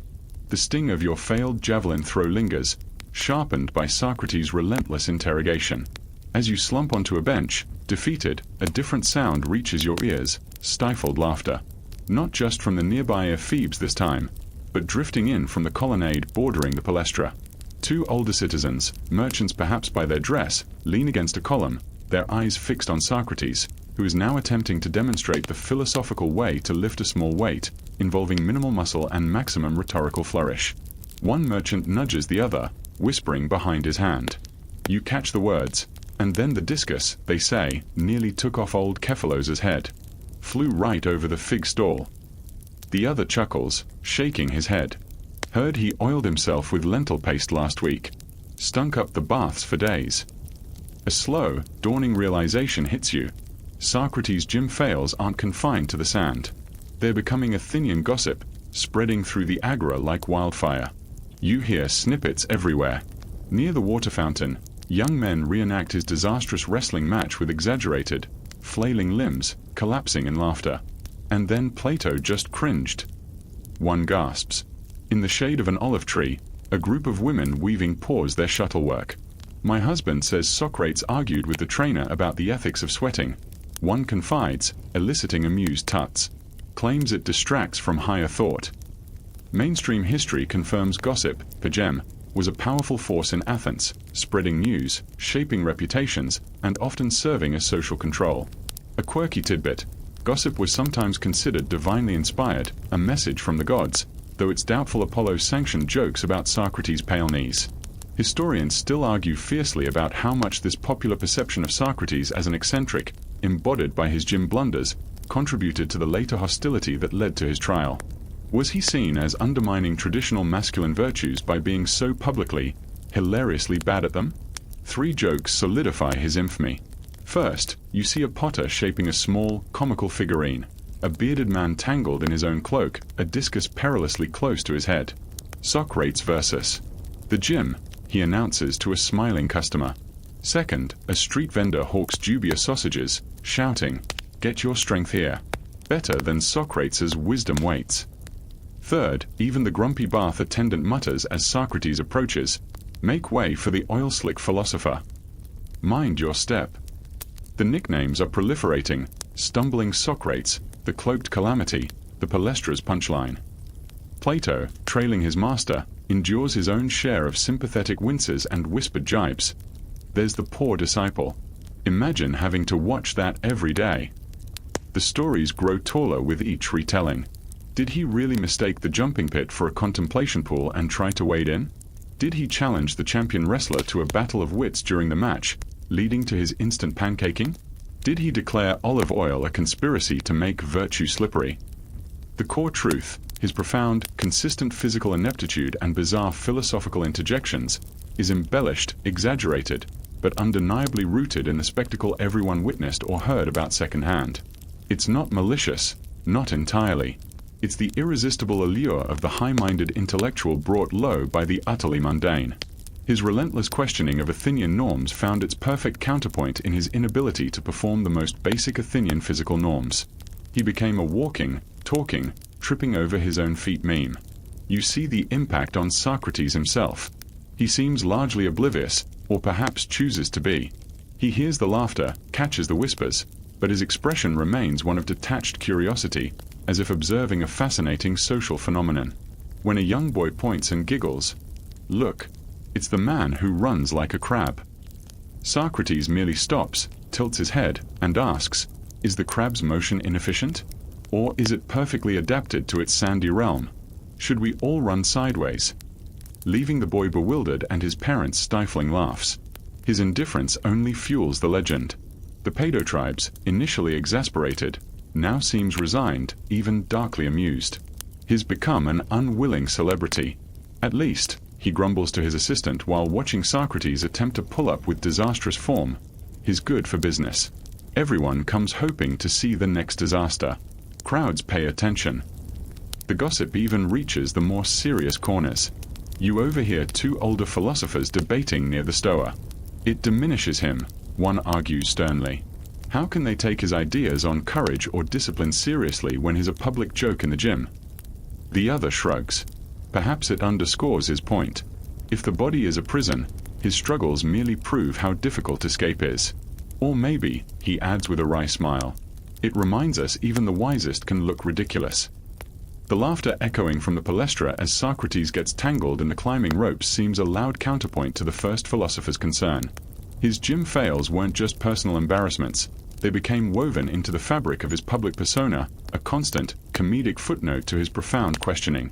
Long before the charges of impiety and corrupting the youth, Socrates was already infamous in Athens for something far more relatable, being spectacularly, endearingly, hopelessly bad at sports. And in a city that loved a good story, that was a legacy impossible to ignore. The sound of his latest stumble, accompanied by a fresh wave of laughter, is its own, enduring Athenian monument. Section 24. Socrates wipes gritty sweat from his brow, leaving a smear of dust across his forehead like a philosopher's dubious laurel. He's propped against the cool marble of a column, chest still heaving from the latest near disaster, perhaps an ill-advised attempt to understand the mechanics of the high jump that ended with his hemation snagged on a post. Plato stands nearby, radiating a mixture of protective concern and profound embarrassment. The laughter from the colonnade fades, replaced by the rhythmic thuds and grunts of athletes who actually belong here. You watch him, this man who moves through the palaestra like a bull in a mosaic shop, and the question becomes unavoidable, almost as heavy as those stone weights he couldn't lift. Why? Why does he keep coming back? It's painfully obvious he gains no physical prowess, no glory, no respect here. He endures mockery, scrapes, exhaustion, and the constant peril of concussing bystanders with rogue discuses. What possible reason could outweigh this daily humiliation? Mainstream history, primarily through Plato's dialogues like Symposium and Lysis, places Socrates in gymnasia constantly. He wasn't just an occasional visitor, he haunted these places, drawn like a moth to the flame of youthful conversation. The palaestra and the later, more developed gymnasia like the Academy or Lyceum weren't just sweat factories. They were vital hubs of Athenian social and intellectual life. Young men, the future citizens, trained their bodies here, yes, but also formed bonds, debated, and absorbed the values of the polis. For Socrates, the sweaty, oil-slicked chaos was a target-rich environment for his unique brand of inquiry. A quirky tidbit: some accounts suggest Socrates possessed an almost supernatural ability to stand motionless in deep thought for hours, even outdoors in winter, a stark contrast to his gym flailing. Historians still argue fiercely whether his presence was primarily pedagogical, seeking minds to sharpen, observational, studying human nature in the raw, or performative, establishing his outsider identity. Three theories whisper through the dusty air. First, the people watcher. You see his sharp eyes, missing nothing. The gym is a microcosm of Athens. Ambition, vanity, rivalry, camaraderie, pain, fleeting triumph, crushing defeat. Here, stripped bare physically and often emotionally, young men reveal their characters. Who better withstands the trainer scorn? Who cheats subtly? Who helps a fallen rival? For a philosopher obsessed with virtue, justice, and the human soul, it's a living laboratory. His disastrous discus throw wasn't just ineptitude. It was a social experiment, observing panic and blame fly faster than the discus itself. Plato, he might murmur, watching two athletes reconcile after a heated match. Observe. Conflict resolved not by logic, but by shared exhaustion. Is sweat the true solvent of strife? Second, the pedagogical provocateur. The gym's competitive spirit, the agon, was the perfect foil for his dialectical method. Where others saw wrestling, he saw a metaphor for intellectual struggle. His terrible warm-up routine, a deliberate absurdity to jolt complacent youths. You strive for physical symmetry, he might challenge a preening Adonis midflex, but what of the symmetry of your soul? Is one bicep truly more virtuous than the other? His presence, a constant, clumsy counterpoint to the cult of the body beautiful, was his argument incarnate. This physical perfection you chase is fleeting, difficult, and ultimately meaningless compared to the cultivation of wisdom. His very failures were object lessons in misplaced priorities. When the exasperated trainer yelled, "Focus, Socrates!" it was the perfect setup. But paido-tribes, what is focus? Is it the narrowing of vision, or the expansion of understanding? Third, the democratic gadfly. The palaestra was uniquely democratic. While the agora had hierarchies of wealth and birth, the gym, especially among the youths, had a certain leveling rawness. Merit on the sand counted. Socrates, famously ugly and unconcerned with status, inserted himself into this space as he did everywhere. A living reminder that wisdom could reside in unexpected, ungainly packages. His refusal to conform, the stubborn cloak amidst the nudity, the philosophical questions during sprints, was a quiet rebellion against superficial values. He went because it was public, because it was where the city's vitality pulsed, however awkwardly he moved within it. He wasn't seeking athletic elite excellence. He was seeking Athenians. The body tires. He might gasp after another failed lap, leaning heavily on Plato, but the question remains, why run this way? Who decided the track shape? Could we not run? In spirals? In questioning lines? Plato, bracing his mentor's weight, probably wished they were running away. Plato himself offers a clue, perhaps tinged with retrospective idealism.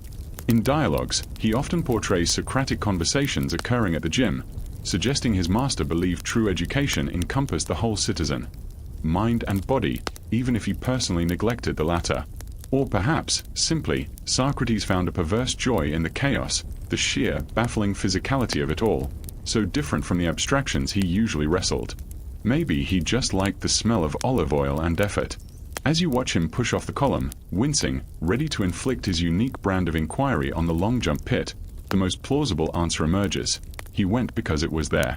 Because the young men were there. Because life, in all its sweaty, striving, ridiculous glory, was there. And for Socrates, anywhere life pulsed intensely was a place to ask, why? Even if, sometimes, the only honest answer was a faceful of sand and the echoing laughter of Athens.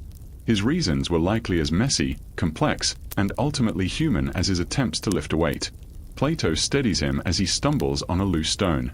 The journey continues, one awkward, questioning step at a time. Section 25.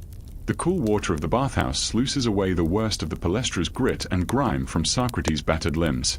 He leans back against the marble, eyes half closed, the steam curling around his beard like philosophical fog. The sting of scrapes fades, replaced by a deep, pervasive ache that seems to resonate in his bones. Plato sits nearby, silently grateful the ordeal is over for today. You watch Socrates, this man who has spent the afternoon embodying physical futility, and sense a shift. The frantic energy of questioning amidst failure settles into something quieter, more profound. The laughter of Athens, the mocking gossip, the sheer exhaustion, they recede like the bathwater draining around him. Now, in the hushed, echoing calm of the Bathhouse, his true thoughts on the body begin to surface, like oil rising on water. It is a troublesome thing, Plato, he murmurs, his voice low, almost lost in the dripping sounds. This vessel we inhabit. He flexes a hand, observing the wrinkled skin, the knobbly knuckles, the faint tremor of fatigue. It demands so much. Food, water, sleep, oiling, scraping, endless maintenance. A wry smile touches his lips. And for what? To lift stones. To run in circles. To chase a ball. He shakes his head slowly. Mainstream history, largely through Plato's Phaedo, tells us Socrates viewed the body, soma, as a prison, sema, for the soul, a source of distraction, illusion, and appetite that hindered the pursuit of true knowledge and virtue. Seeing him here, utterly spent, the metaphor feels visceral. A quirky tidbit. Pythagoreans supposedly believed specific physical exercises could purify the soul, aligning the body's rhythms with cosmic harmony. Socrates, struggling to raise his arm to wash it, seems less concerned with cosmic alignment and more with basic functionality. Historians still argue whether his apparent neglect stemmed from genuine philosophical disdain or simply a pragmatic acceptance of his own profound limitations. Was the cloak a shield against vulnerability, or a philosophical statement against vanity? He dips a cloth into the water, wringing it slowly. We spend hours, days, lifetimes, polishing the cage, he continues, his gaze distant. Seeking strength, speed, beauty, fleeting reflections in oil-slicked water. He gestures vaguely towards the sounds of younger men still vigorously scraping themselves with strigils in the next chamber. They chase the perfect form, the unblemished victory. Admirable, in its way. A kind of discipline. He pauses. But is it the highest discipline? Does a strong arm guarantee a just action? Does a swift runner choose the right path? Three core principles emerge from the steam. First, the body is instrument, not idol. The body serves the soul's journey, Plato. Like a ship carries the sailor across treacherous seas. We must keep the ship seaworthy, yes? Repair leaks, ensure the mast stands. But the sailor's focus must remain on the stars, the destination, the why of the voyage. Polishing the deck endlessly while ignoring the navigator's chart. He trails off, letting the analogy hang. His own disastrous gym session becomes the ultimate illustration, a ship floundering spectacularly because the sailor was too busy debating maritime law. Second, the illusion of control. We oil it, feed it, train it, and yet, he flexes his hand again, the tremor more pronounced. It betrays us. It ages. It tires. It aches. It desires things reason rejects. We imagine ourselves masters of this flesh, but are we not more like caretakers of a willful, often disobedient beast? His gaze meets Plato's. True mastery lies not in forcing the beast to jump higher, but in understanding its nature, its limits, and ensuring it does not drag the rider into the abyss of pure appetite or vanity. His refusal to conform to gym norms, the nudity, the intense training, wasn't just awkwardness. It was a rejection of the illusion that physical perfection equated to control or true worth. Third, the primacy of the soul's fitness. The true elite excellence lies within, he insists, tapping his chest, though the gesture ends in a slight wince.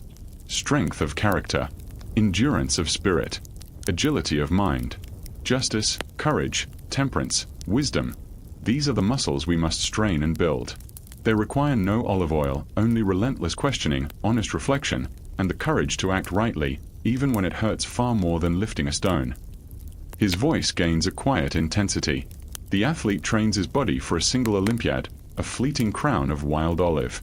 The philosopher trains his soul for an eternal journey. Which training yields the greater victory? Which sweat is more noble? He sinks lower into the water, the steam softening his sharp features. The palaestra teaches discipline, yes. Pain tolerance, certainly. But it is merely the courtyard, Plato, not the temple. The real contest, the only one that ultimately matters, is fought not on the sand, but within the silent arena of one's own choices. A comfortable silence settles, broken only by the drip of water and the distant scrape of strigils. The exhaustion etched on Socrates' face isn't just from lifting stones. It's the fatigue of a man constantly wrestling with the biggest questions, using a body perpetually on the verge of rebellion. His ultimate fitness philosophy isn't about representatives or weights. It's about resilience of spirit, flexibility of thought, and the endurance to keep seeking truth, even when the path is steep and your legs feel like lead. The bathwater grows cool around him, but the fire in his eyes, dimmed by physical weariness, still holds a steady, questioning flame. He closes his eyes, not in sleep, but in contemplation, the day's absurdities dissolving into the quiet pursuit of a different kind of strength. The steam thins, carrying away the last echoes of grunts and scraping strigils. Outside, the Athenian sun dips lower, painting the marble columns in long, cool shadows. The frantic energy of the palaestra, the sting of scraped knees, the weight of stone, the bewildering chaos of team sports, the relentless questions echoing off sweaty walls, they all soften now, blurring at the edges like a dream upon waking. You feel the cool marble beneath you, the gentle lap of water, the profound quiet settling deep into your own bones, mirroring the stillness finally found in that corner of the bathhouse. Socrates, the eternal questioner, rests, his own peculiar journey through the land of sweat and struggle complete for the day.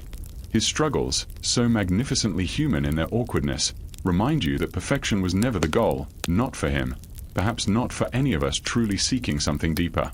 The pursuit of virtue, it turns out, leaves its own unique kind of ache, a satisfying fatigue far removed from the burn of muscles pushed too hard. It's the exhaustion of a mind that dared to ask why, in a world obsessed with how. And as the quiet deepens, wrapping around you like a soft hemation, you realize the laughter that followed him wasn't mockery, but a recognition, a shared, gentle chuckle at the beautiful absurdity of being human, forever caught between the frailty of flesh and the soaring ambition of the spirit. The weights we lift, the races we run, the lines we strive to cross, they are simply the vessels, the arenas we choose. The real training ground is always within. Let the warmth of the water, the cool of the stone, the fading memory of olive oil and dust, lull you now. The journey through ancient gym fails is done. The echoes fade. The questions settle. Rest. Your own vessel, perfectly imperfect, has carried you far tonight. Allow the stillness to seep in, deeper than the ache of any muscle, calming the currents of thought, smoothing the ripples of the day. The lights are dim, the fan hums its soft, constant song, the world outside holds its breath. There is nothing more to lift, nothing more to chase tonight. Only this quiet harbor. Drift now. Let go. Sleep is the gentlest victory of all.